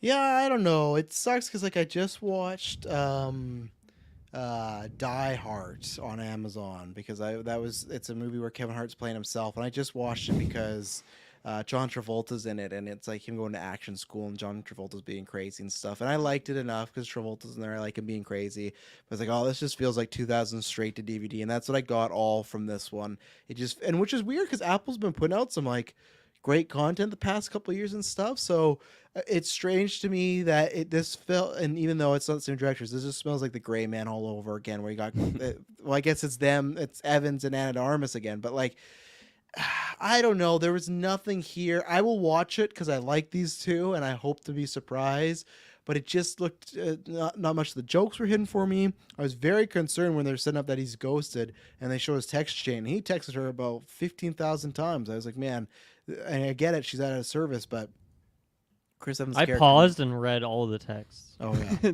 Nothing that interesting in there, but I was so curious. Yeah. But if it wasn't for the talent, I wouldn't be watching it, but it's also one that I don't think I'll need to watch like day one. Like, don't expect no GeekVerse review. It's one that if it comes up and I'm busy, I'm like, I can wait a little bit, or it'll be one that I'll watch near the end of the year. So yeah, that's Ghosted for me. The second I said this to Maddie, the second I saw the poster for Ghosted, I knew we were in trouble. I knew like the poster's just very generic. I was like, oh, I know what we're getting here. So, but maybe it's just a bad trailer, No, I feel like the trailer's pretty accurate to what the movie is. I don't know. I don't have high hopes for this one. and I'm a subscriber to that Apple TV Plus. I'll check this out at some point. I love both of these two, obviously. So, and I don't know, it looks like you know what you're gonna get. So I feel like Yes. if I just want to be like in a good mood, watch something that's like light and easy, turn your brain off kind of movie. It's one of those. So you're right, Travis. It is a weird pick for Apple. Like it doesn't really fit with some of the heady concepts I've seen from them. I guess Ted Lasso is a very different thing, but even that goes like pretty dramatic at times too. So this is a kind of a weird outlier for sure. But I don't know. I'll still be checking it out for sure. Taylor, I'm sure this is right up your alley. I saw like Maddie talking about it on Twitter. I saw you chiming in, just everyone not being like excited, and I was like, okay, let's watch trailer. And it was like incredible. Taylor's Maddie, you inner fucking dialogue. idiot. That's what Taylor thought. Yeah. I thought trailer now. I thought it was great. Sign check. I really did. I thought it was fantastic. I thought it was I thought it was going to be a horror-ish kind of like high tense film at the start where she's gonna ghost him. Like what's gonna go on? There's gonna be some sick twisted She's thing a here. ghost.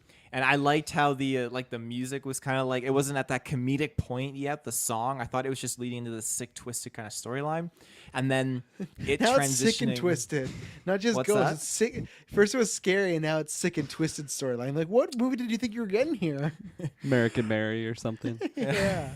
So when it gets into the more laughable parts, like, oh, this is great. Like, I'm loving the action. I'm loving how like funny this is, and I think that we're gonna get some really really good chemistry between the two. In a way that was teased in Knives Out, but capitalized more in this film, I'd say, just with their like the relationship dynamic between the two of them in this. So, yeah, I'm super jazzed for this movie. I do not have Apple Plus, but with all the good stuff they're popping on here, I think I'm gonna have to subscribe and just dip both feet in. All right. Just watch Ted Lasso instead. It's so much better. No comment from Taylor. Okay, No, anyways. yeah. I made a mental note. I'll do it. Yeah, we'll watch Ted Lasso in 6 months. Taylor, next trailer. You got the Turtles or you got a mansion? Choose wisely. Oh, I feel pretty good about the mansion. Oh, wrong choice. Anyway, so we're going to... Oh! That's I what I would have picked it. chose. That's the right choice. In the Chose draft. wisely. What the Yeah, fudge? that's better. I couldn't remember where I was, Taylor. Calm down. Just remember where Dexter was. It was bottom right, so we're good. Right, he's always a click away. And I feel good about it being my draft because when I watched that trailer, it was really, really surprising. What movie are you talking about again? The mansion, haunted. And you feel Mansion. good about it being in your draft? I do feel good about it being in Okay. my draft. Yeah. It caught me by surprise because when I was watching the trailer, I thought like, not I was expecting it to be like over the top, corny or cheesy or anything like that. But I didn't think it was maybe gonna like look the bestest. But I picked it because it was one of those last resort running out of things. Dan Lynn's on it. Dylan looks so unimpressed. Go ahead, Taylor. Finish your thought. When I was just watching the trailer though, like This it is felt- Dylan. Yeah, that is. Seriously. It felt cool to see this like Disney-esque level of spookiness. Because that original like Eddie Murphy Haunted Mansion, that's got a special place in my heart because that is just comedic gold. But this one, like I didn't even comedic gold. Oh yeah, I was not expecting half the cast to be in this when I was watching the trailer, like Rosario Dawson and then Owen Wilson. I mean, maybe if I heard Disney's at playing one some point- good money here. Yeah. There's a lot going on. Like I really also like the look of ghosts in modern day movies. I feel like There's a what a ghost modern after day my ghost is. camera That's right Haunted now. Mansion. Oh, fuck. When I saw the Ghostbusters that did like not the Afterlife one, but the previous one before that, and we could really see like how they could do ghosts Answer the in such call. a answer the call. We could see how they did ghosts with the technology we have nowadays, and again, it represented an afterlife where we got to see ghosts there, like really cool effects. And I feel like we get to see that visually here. So this movie's gonna have some pretty cool visuals, I imagine. But I sense Dylan disagrees. Yeah, I gotta get Dylan's take here. This is maybe like the worst trailer I've ever seen in my life. I thought this was like just horrible. Like everything about it was like just the most textbook trailer in terms of pacing and editing. There was no flavor to it. But to me, I was like, am I supposed to be laughing? Am I supposed to be scared on edge? I don't know, but whatever it is, they are completely failing. Like, not there. I think there was a couple jokes. Like, obviously the Owen Wilson thing at the end. I forget what he says. It's like such a shit line, but like that was supposed to be funny. Clearly, it's like that classic at the end of the trailer. You have one more joke before the thing, closes out. But like, there was other lines that I'm like, was that supposed to be a joke? Like, I couldn't even tell. And then there's like various moments where they're showing things that should be scary, like, oh, this painting got a weird face on it and stuff like that. But like, it was the most low level horror I've ever seen. So I don't know. Maybe I guess it's supposed to be a fusion of those two things, but it seems like it's completely failing at both of those. And man, like, pretty much the only thing about this trailer that gets me interested is the cast is really cool. I like the mix of people. It's a bunch of people I would never really put together, but it seems interesting. But man, this was such a failure in terms of getting me excited for this thing in any way whatsoever. Have you been on the ride? Did you like the ride? I've not been on the ride. I love that movie back in the day, though. I don't know if I'm going to drop comedic gold on it, but I did love it. It was one I watched a bunch of times as a kid, but I also don't feel like it's one that I'm very nostalgic for. It's not one I've revisited in my adulthood, which is a classic Dylan thing. I don't revisit anything from my childhood. But One and it's done. dead. Yeah. Just bury it. Let the past die. Yeah, I suppose things for a reminder. It's Big Dan Lynn's The Haunted Mansion. Yeah, you got to remind producer. us because everyone else has forgot about him. Yeah, but I'm very excited for Big Dan Lynn. Yeah, and I will say that's what worked for me at least is it feels identical to the ride. Like that's what I hated about the first one was it had a few things, but it didn't feel like the Haunted Mansion. That was my favorite ride, of course, in Disney World or Disneyland, wherever. So this felt like it had like that moment where the room's like spinning and going up. Like that's the first thing that happens. You're going through a tour and then the doors lock and of course it's just you're on an elevator, it goes down, but it's making it look like the walls are stretching and all this stuff. So I think that was cool and I'm happy about that. And I hope the movie does well so this ride doesn't get canceled and thrown away like all the other Disneyland stuff that's been taken down now. Please sign the Haunted Mansion checks. So is that the one where it's like the elevator and it goes up and down constantly? No, that's replaced. He asked me to. Hollywood no, Tower. Hollywood Terror. Yeah. No, Tower of Terror. But they've replaced it with Guardians. now. Yeah, It's like I was Guardians gonna say. Escape or something. Yeah, I was gonna say that completely rebranded. I wasn't sure if it was the same one. Carry on. Yeah. So the ride vibe that'll look good, like the ghosts and everything. I think I'm with Dylan that none of the jokes were really. It felt like when you watch on YouTube it's like Friends without the laugh track and you watch like man there's some weird moments. That's what this kind of felt like at times, and I get it for Marvel and MCU. It's a good idea to do it because what the case was that this was originally November, but this and the Marvel switched spots, so now this is like a July, like late July August movie. And I just don't think that's a good idea. And I understand because I think the Marvels, they want more time on it. That is the bigger movie. So, yeah. But I just I feel like there's no spot in October you could release this movie. I feel like you could do so much better then because I feel like it's just going to be a not generic, maybe above generic kind of family spooky movie. But you could go take the kids to and have a good time, right? Like it's not too scary. Maybe it hits Disney Plus in October.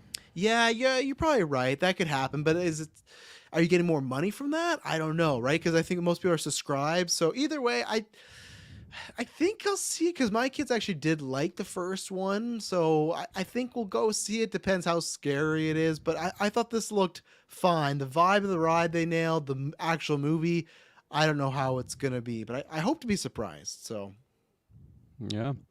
I guess I'm the only one here. I've never seen the original Haunted Mansion ever, so I have absolutely zero nostalgia for this. I thought the trailer was nothing that sold me like at all, other than just like thinking that the ghosts look pretty good with the effects. I feel like that first appearance of it was better than I was expecting the ghost to look, and that was really like the peak for me. It is cool to like see this ensemble of actors for sure on there, but I would need to either just walk in the room, this is already on screen, or like really be convinced to see this because I don't know, it's Walk just in the really theater. not Someone up has my to alley. trick you into Yeah, seeing this I'm really not into just like the Halloween like isms, and I feel like this movie's totally up that alley.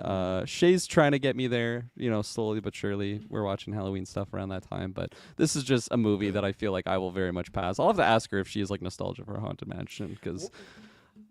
What do you do during the month of October? I just go underground people dress until get November. off my fucking lawn. There's no candy here. I don't know. I'm just a Scrooge when it comes to Halloween. He I beats guess, but- he boots up a new Total War campaign. And he can- Yeah, exactly. he beats out. I was wondering where you're Oh, going with I got some starting it that candy way. for you. My Yeah. word, sorry. It's not that aggressive. Getting mixed up here. Yeah, I don't know.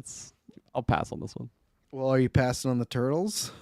Turtles, I am not passing on. This was the first trailer I watched today, and I was like, man, starting off so hot. I can't wait to see these other trailers because this one's just so fantastic. No, I loved this trailer so much. I feel like I don't know. I feel like I didn't think I was like a big Teenage Mutant Ninja Turtles fan, but watching this trailer really just got me like taken back to that era of like seeing it on Saturday morning cartoons, whatever was on there, playing like the arcade game at Scandia, just like even just like I don't know, like they're I feel like they had like McDonald's toys as well for them. Like I just always remember seeing like TMNT around.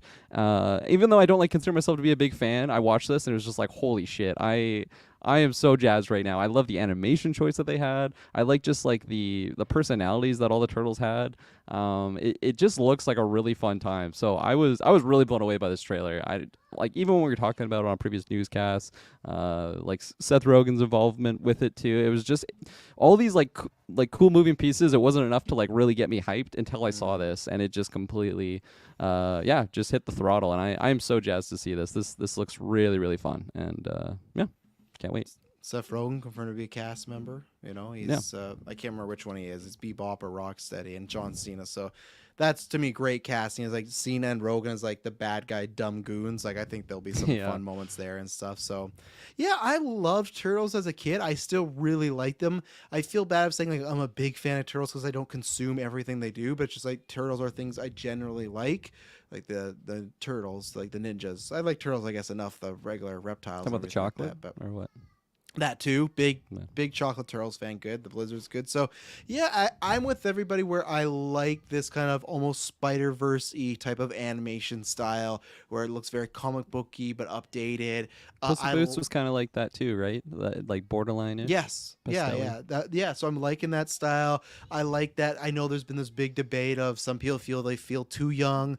I don't really care because I've seen a stupid complaint too, like, oh, one of these turtles' voices is just too high. Like it just sounds like a girl. It's just like, dude, there's like who tweeted that? Like, come on. Oh, what's that guy doing? Someone I follow and someone I just like. I don't get in Twitter fights anymore. I'm just like, there's like before puberty, many people. I'm not saying I did, but like your voice is much higher. Like I don't know. It's just and obviously like I haven't gotten into it. There's all these complaints about April because like she's not ginger and she's a black character, even though you go back, she started as a black character. So all these stuff that I have no interest in getting in, that was my timeline clog. But then when I go past, I'm like, this just looks very enjoyable. It looks like a fun adventure, and this looks like a movie that I can't wait to see with the kids. I think it just was like, it looks enjoyable, and I hope that. Now, Spider-Verse, of course, like it has the emotional stuff, and I think that's what hits at home.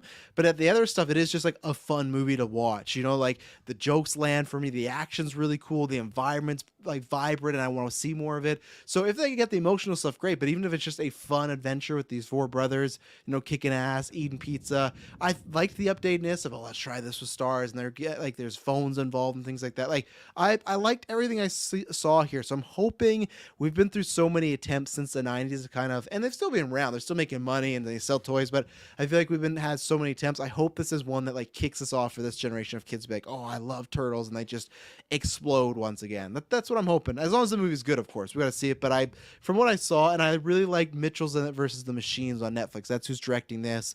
The writers wrote in a couple other like Seth Rogen projects like The Neighbors and stuff like that. There's one other one that he did I wasn't the biggest fan of, but like I like the crew around it, so I got positive vibes going into the movie, at least. So, and August, so I have lots of great room for kids being off school and stuff like that. So Nice. I can't believe that's an actual argument. Like the voices are too high and stuff like that because they're teenagers. I think there's like a weird dystopian distortion thing here where today's society watches these shows where kids are in high school and they look like they're fucking mid 30s or like late 20s, like that. You know, well, what it's I'm better talking now about. than it was in the 90s. The 90s, it was even like older people. I could believe the 90s, like it's possible, but now it's just like they're like But jacked, no, like back up. So you have a show like Euphoria where you have like 20-year-olds playing high schoolers, and you're saying I've seen that's too Euphoria, old? so I No, can't- but I I'm just can't saying in comment. You see my general. gifs. Yeah, in general, more shows nowadays try to cast younger people, like Tom Holland, like an actual younger actor, opposed to Toby, where he's a high schooler, but he's 30 plus. I just feel like your logic doesn't make sense. In the 90s, they were using much older actors. That, for high school, and you're like, oh, I believe it definitely then. applies. There's good pitch there, but even Toby passed like as a high schooler for sure. And Tom Holland doesn't at the actual age of a like almost high schooler. Tom Holland does. Those are both two good. Isn't Tom Holland like picks. 25 or something? He is now, but when he got casted for Civil War, he was quite young. I think he was like 19 or something. He's 27. He's 27. Okay, so he's like 20. I don't care about this. Yeah, that's fine. Taylor, Dylan, do you care about the trailer? Yeah. Well, I don't know. Taylor didn't really say. He was That's just fair. Yeah. talking about- Oh no! Pass the buck. Did That's you a like bug. this? Do you like the trailer? Please, Taylor, go. I need Yeah, to know what you okay. think about this. I need to. This trailer is fantastic. Holy smokes! Like for me, as a Ninja Turtles fan, like I go back to those '90s films. Those live action films were some of like they were films that had profound effects on my development as a human being. I'd say. So. God. Okay. Explains a lot. Like it's great movies. I have them still, and I have to get them on DVD. But Ninja Turtles, like the biggest fan I know of Ninja Turtles is Ruben, and I hear things from him about Ninja Turtles and stuff like that. He whispers sweet nothings. You heard your Donatello. Yeah. One other key Look at these component. turtles. They eat pizza, Taylor. I think I mentioned this before on one of our shows that we did, but when the movie TMNT came out in 2007, I went and saw it in theaters with my like cousin. the Bay ones. No. Those ones, those were after 2007. This was another animated film that came out with a theatrical release, and that one wasn't bad. The only thing that sucked was like we just got so hyped off of the ninja stuff. Like we were just fighting in the parking lot after. Right. I'll never forget it. I kicked one of the girls in the head because she wanted me to kick my leg over her head, and I was young. I was like 11 years old. And I thought, Your voice was high. My voice was high. Yeah. Like, let's As high as your kick.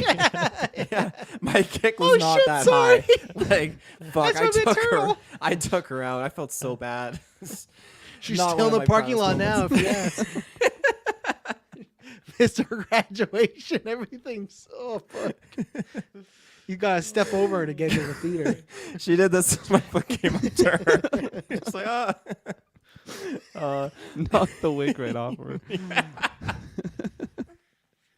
Sheesh. well, she's fine. Like, no, everything was good.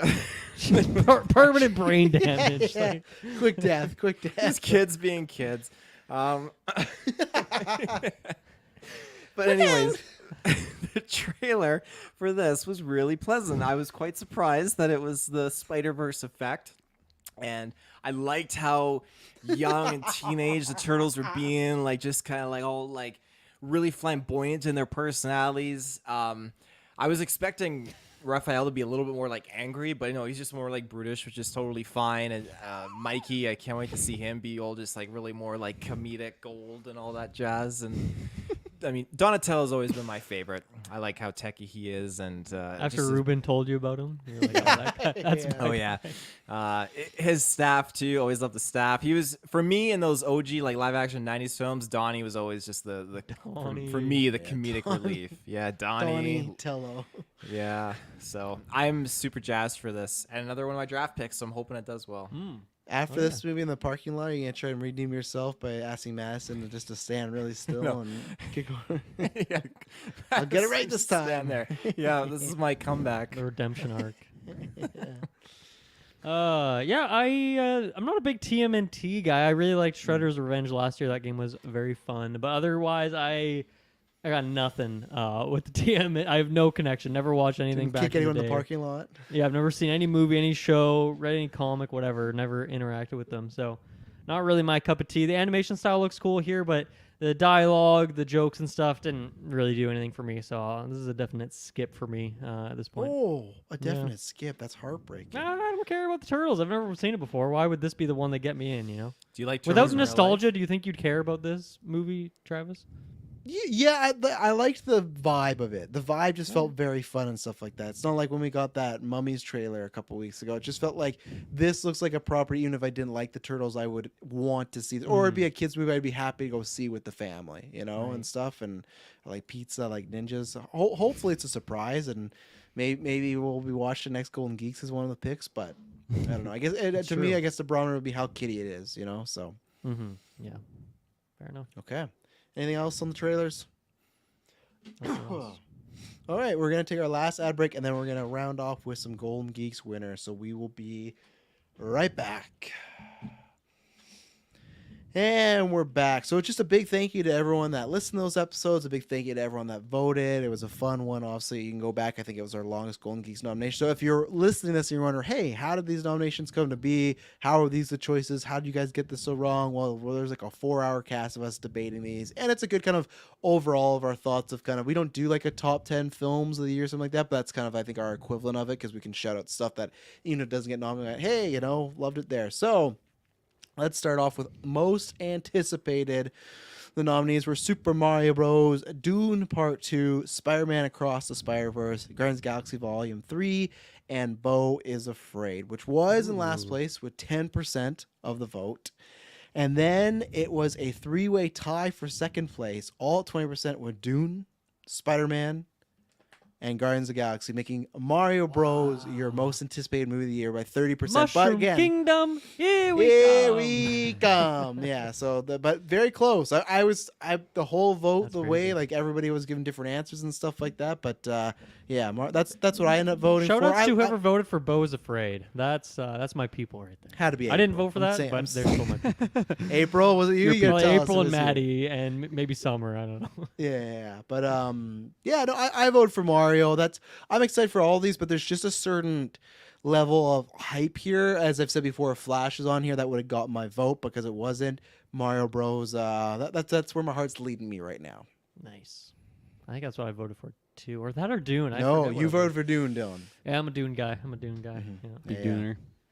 Yeah, I Super Mario. slap. You I got, yeah, slapped you guys, mine with Kirklin. yeah, you got to reveal who. You got to. We still got to reveal our picks. We have patrons vote on. We still got to reveal your pick and why. Taylor and I went on that road together. And just never They turned decided to back. vote the same for everything else. I filled his out. He filled mine out. Okay, best score. Nope, Black Panther Wakanda Forever, The Batman, Turning Red, and RRR. Everybody voted for the winner except for Dylan and Taylor, who slapped their votes on RR. But until you guys got there, it was a clean on the Patreon. This is the only one that was a clean sweep for The Batman. And I was surprised about Dylan because you talk highly about the music. I was surprised about Taylor because I feel like you talk about how much you love the Batman score. But I yeah, do. the Batman, yeah. That's the biggest percentage winner of this Golden Geek. So I'd have to go back to 83%. That's a strong run. But yeah, patrons, it was 100% to vote the Batman. And that for Wow. me, it was nothing else. that theme, Catwoman's theme, Was that Riddler, I said all the time. Giacchino, I was pronouncing it. Giacchino, yeah. That for me was like that Giacchino was sweep over here. I think that was the easiest one for me, probably this whole this whole Golden Geeks for me was the Batman. So that's where I put it there. Way to go, Taylor. Well, I've re-listened to that Triple R soundtrack a few times, and so it good. is so good. It's the ultimate song to work to. I Yeah. just feel like I can just crush these days. Like it's just so powerful. Oh, so Kirkland, you threw your pick on the Batman. I threw my pick on the Batman. Yeah, this one I stewed on for a few minutes, but I don't know. I pulled up my Spotify, looked at the Batman score again, and just the way that those tracks just totally like uplifted the emotion of that movie. I feel like it was just unquestionable. And it's funny because like so many on this list, I remember leaving and just being like, oh my god, the score just totally hit me. So it was like honestly a stacked year, but yeah, Michael Giacchino just took me to another realm. Yeah, it's tough for me not to vote for Turning Red, but like, man, you got the Batman theme, you got Drive to the Anger Zone, you got Can't Fight City Halloween, you got Riddles everywhere, you got A Funeral for Me. There's just so much stuff I go to. But name dropping over here. I love it. Oh yeah, this is good stuff, stuff like that. Yes, I agree, Superman Mike. I don't know why it's a crime it didn't even get an Oscar nominated score. It makes no sense and everything. As Bob says, I convinced my dad to watch RR last week and he liked it, but said it was too long. It is a long. Very one. long. I watched it. Very so, long. Yeah. Next up, Best Villain. The nominees were Elizabeth Olsen as Scarlet Witch, Jean Jacket, the Wolf, Stephanie Shu as Joy, and then Paul Dano as the Riddler. The Wolf and Jean Jacket whopping 0%, unfortunately. So, yeah, the Wolf I thought about, but I didn't quite get there. And then tying at second place with 20%, Elizabeth Olsen, Scarlet Witch, and Stephanie Shu as Joy, and the winner is Paul Dano, the Riddler. Kirklin, Terry, you both voted for that one. You know? Woo! Trying to insert that GIF. Yeah, I totally like man crushed over Paul Dano over that performance. I feel like a lot of the names on this list, like the Wolf, that was such a big impact villain for me, like a big surprise too, because I just wasn't expecting to be blown away by a villain in the Puss in Boots movie. But yeah, I was thoroughly impressed. Elizabeth Olsen, not my favorite part of that movie, unfortunately. And then Jean Jacket, yeah, it was imposing, but I feel like just comparing it to, like, I would have put the Wolf over Jean Jacket. Yeah, though I think, because like Stephanie Shu, I really liked her character as the villain in that one, but I don't know. I feel like I was also just able to see her in like a not villainous light for that movie. I don't know. She is the clear villain, but just something in me really just pushed Paul Dano over. Just like I don't know, the bruise, like those lines that he would just convey in the movie. Just it was bone chilling. It totally left a everlasting effect on me. Taylor, you also voted for the Riddler. I did, yeah. Like he just wanted to play a villain so bad in this, and he just did it. Holy shit! He's. I just want to fucking kill people, man. Cast me in this movie, please. Sign my check. I just think casting director's like, we're looking for someone like this. His deliverance of those lines and everything, it's just fantastic. I had only a notion of Riddler being Jim Carrey, and then we did that comic run too for Comic Virgins where I think it was like the dystopian future where the Riddler actually takes over the whole of Gotham. Yeah, so those are my only kind of like baselines for this, and just to kind of see a Riddler that is based in a realistic setting and not the flamboyant setting that we are used to in like the Snyderverse, but much more like that Nolanverse style. I like it. It just, his deliverance of that Jigsaw field mixed with serial killer, everything about it. It was just unexpected and very well done. Dylan, you went the Olsen route. I did, yeah. I love that character, and I get the criticisms for sure, but it was hard for me to vote another way. I mean, I look at it when we did our MCU rankings and stuff like that. I think she was my number 2 or 3 like favorite villain across all these projects, and I think it's a bit unfair in a way because like we've seen her go on this massive journey to get to this point, and for me, it totally delivered on that with all the lead up we had. So yeah, I think she's fantastic in that, and I love that character. Yeah, and then I was Stephanie Shu. I loved her as Joy. I love Paul Dano. People know me. I usually go the acting route. Stephanie Shu, I thought she had to do a lot more different things in that movie where Paul Dano just had to be scary, which I thought he did a great job being scary. But I think between her trying to be villainous, but also those humor moments really working and things like that. So, I probably would have voted for her if she was Best Supporting Actress, but she was here, so I had to give my love there. So that's where it happened. So Riddler, Paul Dano, Villain of the Year for 2022. Best Supporting Actress, Anya Taylor-Joy as Olga, Angela Bassett as Ramonda, Jamie Lee Curtis as how do you say her name? Darade? Maybe I've spelled it wrong. Deirdre, there you go. Thank you very much. Sandra Oh as Ming, and turning around, and then Zoe Kravitz as Selena Kyle. Where were we here? So, what was it? Anya Taylor-Joy, Sandy Oh, no votes. Sorry, didn't happen for you this year. 6% went to Jamie Lee, and then 29% went to Zoe Kravitz, because your winner is Angela Bassett with 70%. So, yeah, I went back and forth. I almost did think about Selena Kyle, but that the Bassett, those scenes were just too tough for me to turn around. So, yeah, Angela Bassett getting the win there at 70%. But that Taylor Kirklin, you were also on there as far as Bassett. Did you guys waver at all at any point? It was very brief. I scanned the list, and it was I don't know. It just her monologues just popped in my mind from Wakanda Forever, and just the force that she brought and the pain that she brought, like in her voice, the like way that she would just convey these lines. Like it was. I feel like like I feel like I've kind of gone a lot lower on that movie since the initial review, but like her performance has almost like escalated because like it was just such a powerful performance. So easy vote for me. Yeah, I was initially wanting, to sneak my vote in for Okoye in there, but she never made it into the best supporting. So Right. Hard to sneak a vote in there when she's not in the category. Just wrote her name on the ballot, put it in. Sixth spot. But yeah, Ramonda gets in there for me because of just her anger and her vengeance and her fury, just emotion. Vengeance. Yeah. And Dylan, you're on the Catwoman side. I was, and it's hard to make a case against Ramona. That's not what I'm doing here. I think for me it's a couple things. One is I don't know. When we do the MCU Golden Geeks now, I'm almost like slightly less incentivized to vote for them here. But I did obviously vote for Scarlet Witch. That's not an across the board kind of thing. I think for me it really just comes down to that Batman is a way better movie than Black Panther is, and I think it's just the quality of the movie overall made me want to vote for that. But yeah, she's great. Yeah. There you go. On the other side of the coin, Best Supporting Actor, Taylor Johnson as Tangerine, Brandon Farah as Angel, Justin Long as AJ, Pedro Pascal as Javi, and oh my God, Ki Hu Kwan as Waymond. That's a wild list. I mean, looking back at that, holy shit, that's a weird one.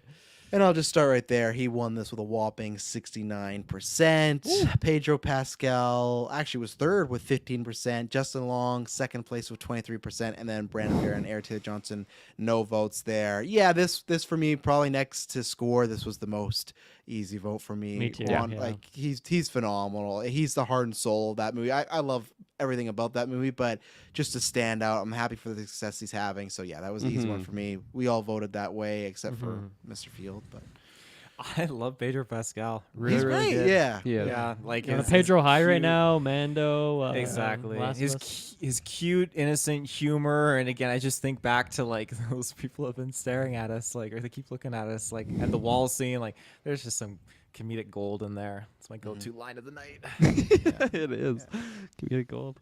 Yeah. You guys have anything to add on Wayman? I think for me too. Like obviously he's amazing, but I also like looking at the rest of these. I think it was a much weaker year than we've had in past for this category, where there was no one else I was even considering. Not even just because he was so good, but just like I don't know. I'm not gonna vote for any of these other ones.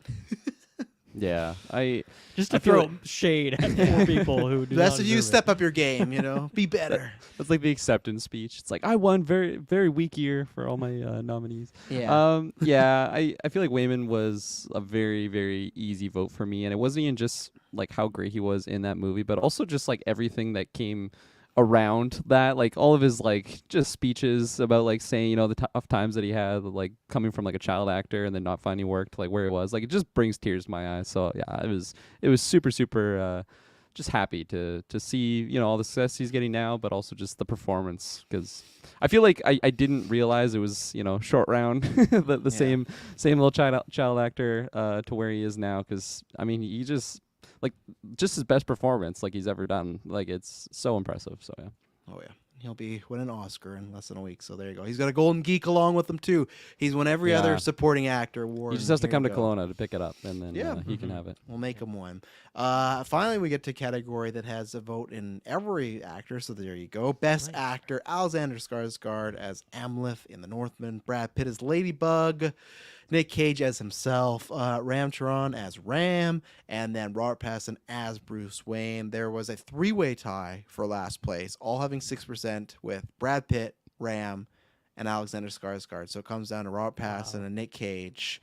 And Nick Cage with a whopping 11% is in second place, because the winner of this is Robert Pattinson. I had you guys for a second. I had you there, yeah. It's cool that everyone got votes, though. That's awesome. Yeah, 64% goes to the Batman. Dylan, I was surprised you were here, because I remember when we did the vote, you're like, oh, I think they'll probably just vote for Batman. So I took that as you weren't going to be voting for Mr. Pattinson. I think this was one of the harder categories for me to pick.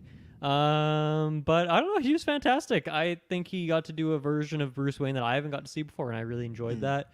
He's fantastic. There's layers to the performance as well. And it's like I voted for this movie in multiple categories, and maybe not surprisingly. I really enjoyed the movie. I'm just not a big DC guy, but yeah, I thought he was fantastic. Even though I haven't rewatched this movie since, he was like I felt good about picking him at the end of the day.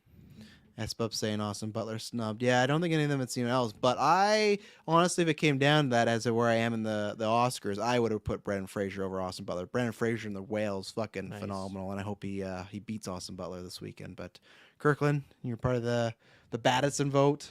I was part of the Battison vote as well. I agree with Dylan. I think this was a harder category for me, but just the fact that like Pattinson was able to really bring his own version on the character, but really do an excellent job at not just the man in the suit, but also the troubled rich boy in the mansion. I thought it was just such a great balancing act. Like the way that he could pull off those really intimidating scenes, but then like I don't know if it was Selena Kyle or someone else that like really kind of catches him off guard, like seeing that slight like uncertainty just in his like physical like body acting. It was stellar. And yeah, I've revisited this movie I think 3 times now, which is like many hours when you think of how long that is. Not long, yeah, not enough if you ask someone like Travis, but I love this movie, and he's a really big part for that reason.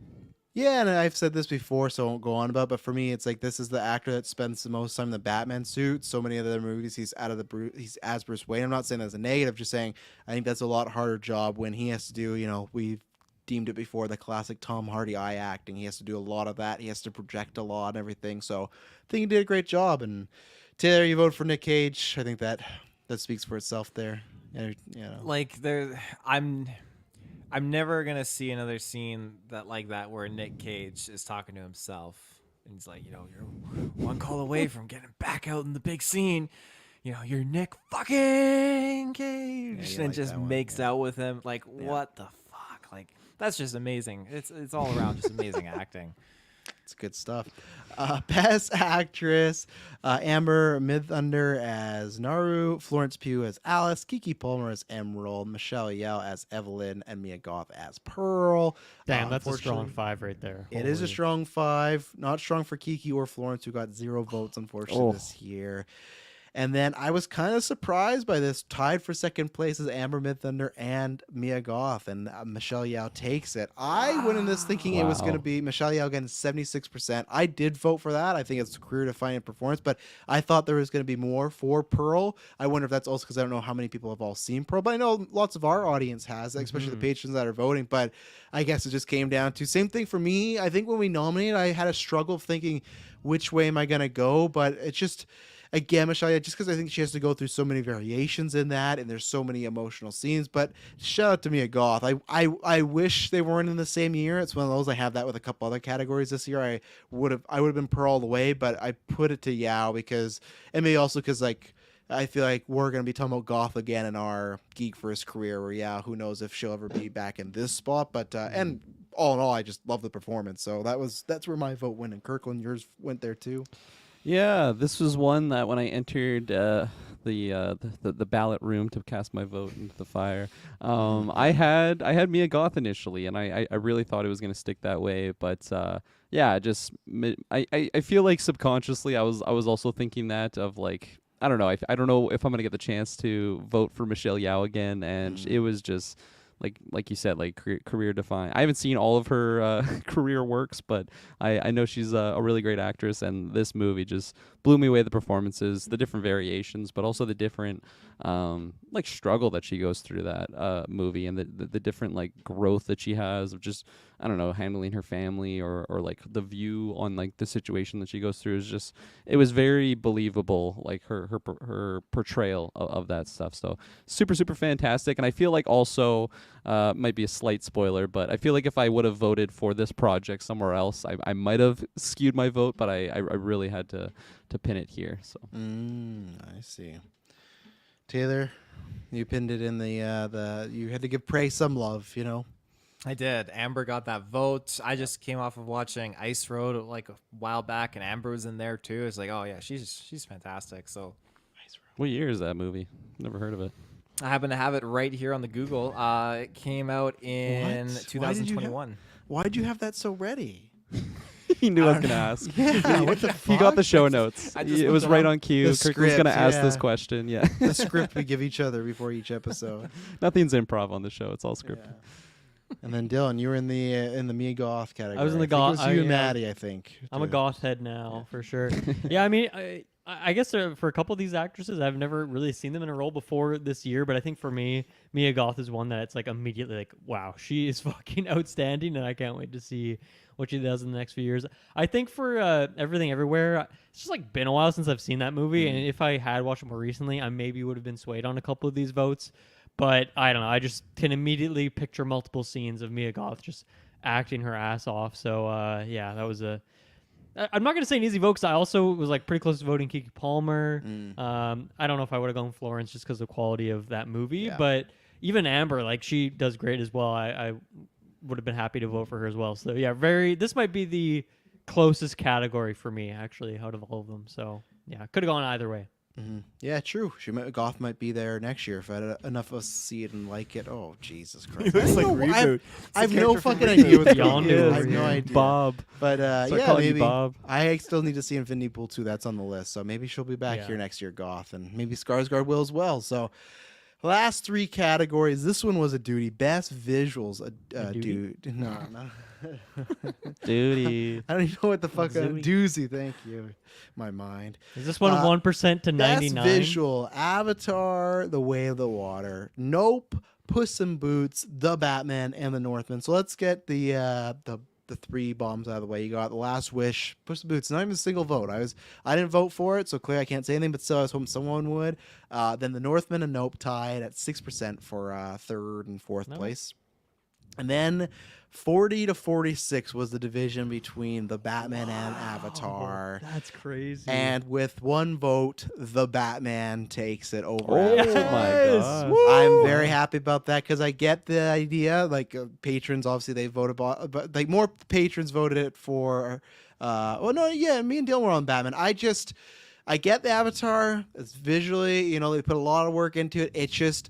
Whatever you say about it, there's more shots and scenes I remember from the Batman from a visual standpoint than I do with Avatar. I think Avatar, I go, oh, that's very impressive. Like, look at all the stuff they did. That's great. But I think it's almost like too much birthday when it's all just there. You kind of lose it. And I get it. There's scenes like I get it. That scene where they're in the water and he's tying up his hand. It's masterful stuff. But it's just there's single images in my mind in the Batman that I would go, oh, I'd want that as a poster. I'd want that as a poster and stuff like that. And I think that's part of the reason why that movie's so strong for me. So that's where the Batman took my vote and obviously get the win. And then Dylan, you're with me as well on the Batman. Yeah, I mean, it's just the style, the tone, the atmosphere of that thing. But also for me, the cinematography is a big part of what makes that. Whereas I think Avatar is just one of those things. It just looks pretty, but cinematography-wise doesn't really do much for me. So, yeah, I don't know. This was obviously I did not want Avatar to win anything, so that factors into my vote. But Batman is, wow, what a stellar-looking movie just across the board. As you mentioned, Travis, so many scenes, like, I'm just thinking about it right now, are just popping into my head of just these iconic moments that they did so well. Kirklin, Taylor, you were on the 6% away, or I guess 7% away from a win, and I wasn't surprised about Taylor. Kirklin, big fan of the Avatar vote there. What was the What question? the fuck that means. Yeah. Why'd you vote for Avatar? This one, yeah, it was a no-brainer for me. I feel like even in the nominations, I was just stressing how like this is the best looking like CGI movie I've ever seen in my life, and I stand by it. Yeah, like you guys bring up great points. I feel like, yeah, there is more memorable shots and scenes that I would pull from the Batman. And, like, I'm not discrediting how good that looked. But for me, it's like Avatar, all it was visuals. And I think it was masterclass. And, like, yeah, it was an easy vote for me there. This was actually the first one I wasn't 100% on, like, the winners here. So I thought I was going to have a perfect score this year. But, alas, I die with the whales and Avatar. It was close. Water. At first, Avatar is taken, and then Batman just swooped Yeah. in near the end and stuff like that. And so this was another category where like I was looking at it, I'm like, all of these act like they look Yeah. really, really good. It's a tough year, but again, like I just had to go with Avatar. Shouts out to Superbad Mike though with the Northman vote. I was Yeah, like Northman's I was great. fighting hard on the noms for that one, so I'm glad that my efforts weren't in vain, at least for getting a vote. Yeah, and I think we've talked about with some categories, but I think it's always good when you have a category where you think that, okay, if this was in a different year, maybe it could have Yeah. won. That's how I feel with the Northman, is with some of those landscapes and stuff, but just didn't have. But Taylor, you want Avatar on there, got a nomination, but not getting a Golden Geek. So. I'm with Espubs here. Like, I understand the Batman, but I truly can't vote anything other than Avatar. It would be factually incorrect. That's actually a factually wrong statement, S-Bubs, because it would be a purely subjective statement. Because as our friend Ray says, it's all subjective, so can't be fact. The numbers can't don't be lie. factual. S-Bubs. Yeah. Should have voted, S-Bubs. Should have voted. Or if you did, then So- wrong side history. So yeah, I am ashamed, and it's gonna be. I guess, Bubs, if you forgot to vote or didn't vote, you were maybe one vote away from turning the tide. So you go to sleep thinking about that. So. But yeah, I think both movies they definitely delivered on the visuals. Like Batman, there's a lot of things that I remember, especially always the ceiling scene or like the high rails or whatever. Yeah, when Batman just blows it up, jumps down, takes out the Riddlers. That's always gonna like live in a special place in my mind. Even like the intro, there's so many things with that. But then Avatar, like you said, Kirkland, couldn't agree more. That whole movie is literally just visuals. It's like Avatar, the way of the visuals. Honestly, you go in there and it's just visualizations. So it's And all that CGI couldn't get it to the is win, the genre. It is the that was category. the drugs I took. All these visualizations. I'm Yeah, just it is experiencing. the genre and category. So to me, that's my winner. Like whole. It's not best CGI. That's not the my category. winner. Yeah, it's best visual. So that's everything. It's like Best why we do visuals. score Yeah, and soundtrack. that is the movie. Oh, with Cinematography, score and soundtrack? its Yeah. style, Score and soundtrack. Oh, aesthetics. We do score I and would give it- soundtrack. They're combined. I would give it all of Oh. that. Like holy smokes! Like I listen to the soundtrack on my Spotify, and Travis is turning into Blue a Man Navi. Group, yeah. Like Loki. Best Going to visual Pandora. effects. Golden Geeks 2023. Yeah. Fuck. And this round is Transition just- from James Cameron over here. Yeah. I'm on Pandora. Save me, Jake. Save me. Pandora. Okay. Anyways, let's get to these last two here. Best scene. House of Blood, Pearl's Confession, Fire from RRR, Puss Meets Death. I should say Fire's introduction. Puss Meets Death, and I'm Vengeance / Can't Fight Halloween City or City Halloween. And that is the winner with a whopping 59%. Not as big as some other ones. Second place was 33% with House of Blood. And then Dylan was the only lone vote on Fire. And the rest, Pearl's Confession, Puss Meets Death, did get 0 votes and stuff like that. So, Another stacked category. It was tricky.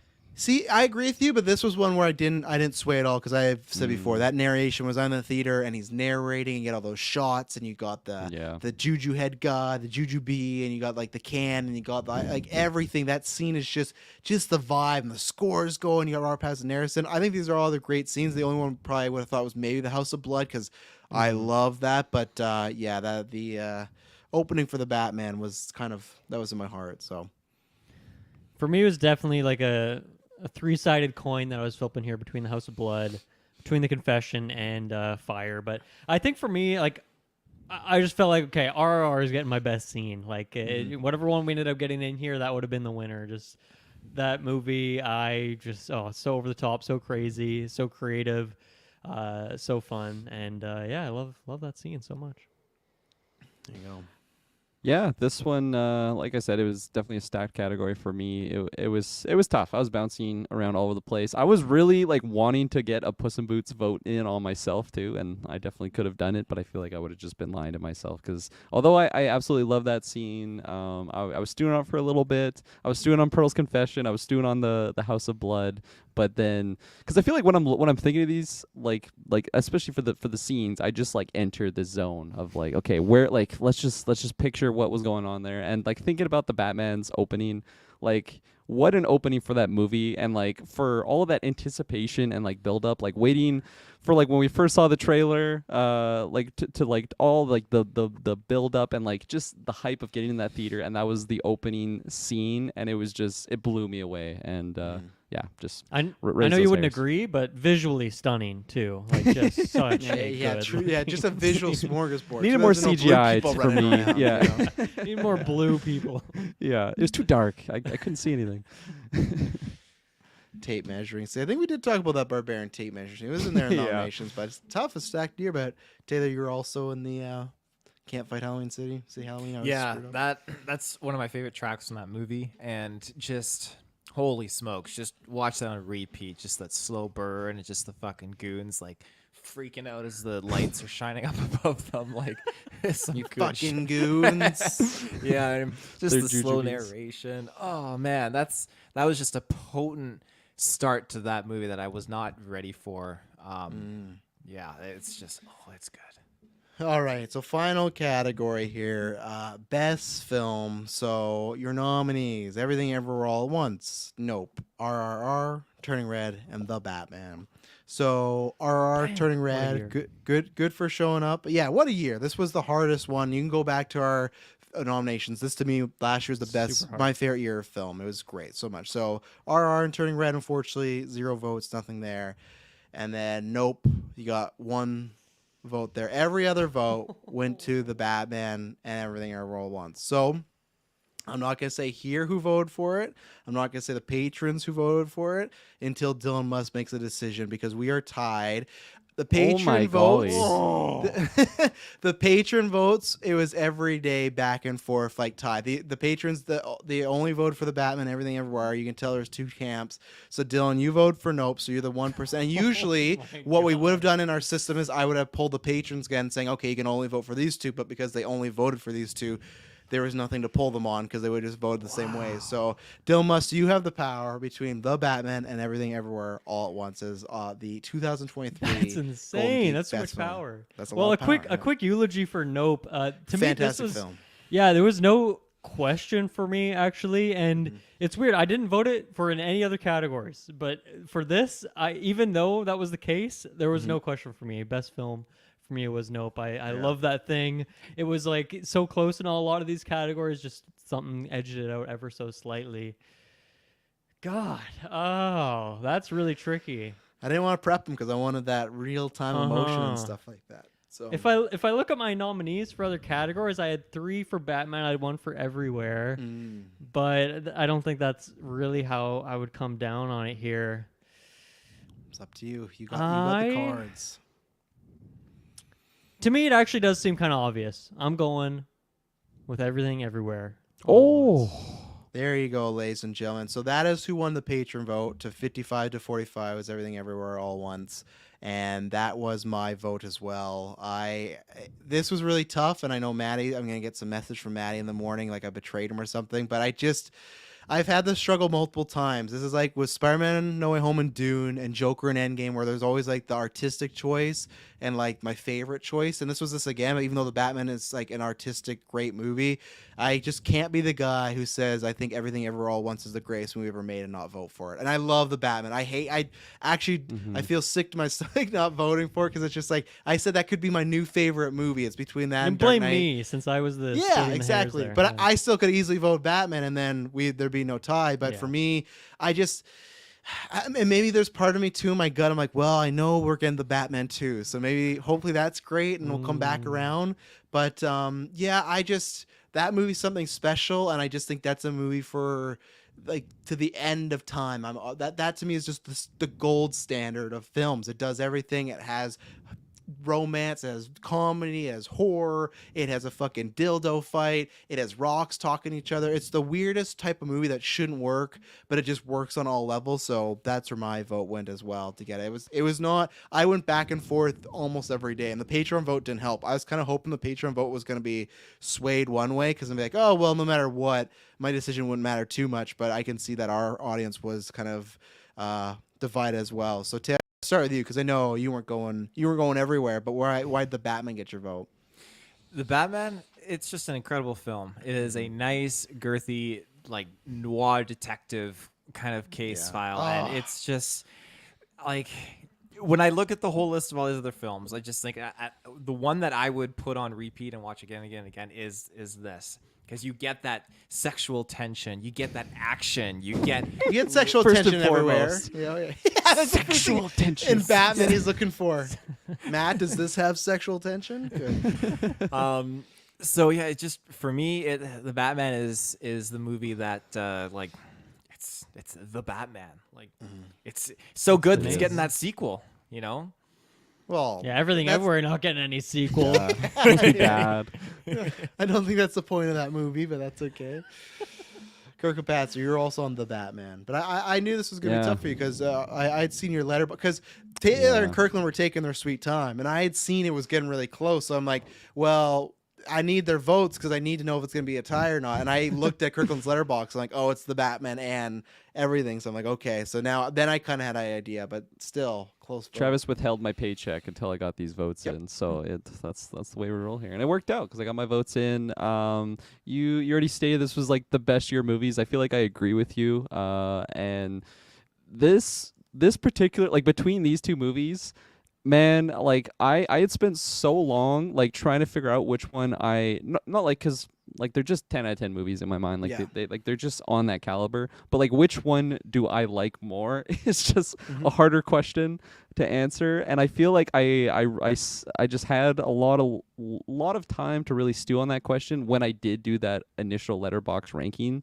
And I like it was exhausting me, and again, this is something I just had to trust past Kirkland on, and like just trust that argument, because I feel like it could be Monday I pick Everything Everywhere All at Once, Tuesday I Yes. go Batman, and then agree. I Yeah, could that's where watch I Everything was. Everywhere All at Once and be like, man, this is so much better than Batman, and watch Batman, it's like, oh no, like I enjoy this one more. So again, it depends on the day. It felt wrong to pick Batman because I couldn't pick Everything Everywhere All Yes. at Once, but it's the same thing for vice versa.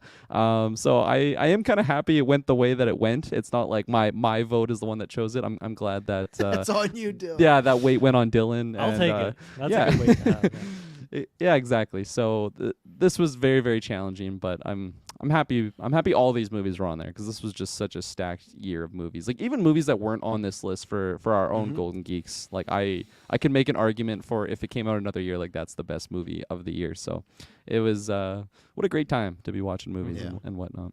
No, I agree with you. I was the same way, where even then I've technically watched the Batman more than Everything Everywhere. I've watched Yeah. that 3 times, with the Batman I've already watched it over 10 times. I'll put that on all the time, but it's one of those that because I still do that sometimes, where I think about Joker and Endgame. I'm like, oh, I wish I voted Endgame sometimes. And same thing with No Way Home and Dune. I'm like, oh, but Dune's so good in this and everything. But yeah, Superman's Mike is right. It might be It's the really first cool. year Golden Geek and the Oscar Best Picture winner are the same. So we'll have to see if that happens and stuff like that. We'll see. And but yeah, that was the Golden Geeks this year. Some really good categories, tons of fun. I feel like I imagine we'll get some good stuff, but already into March, I feel like it's not as strong as it was last year. So I feel like the We're gonna have to 2023 bring one, worst film category back.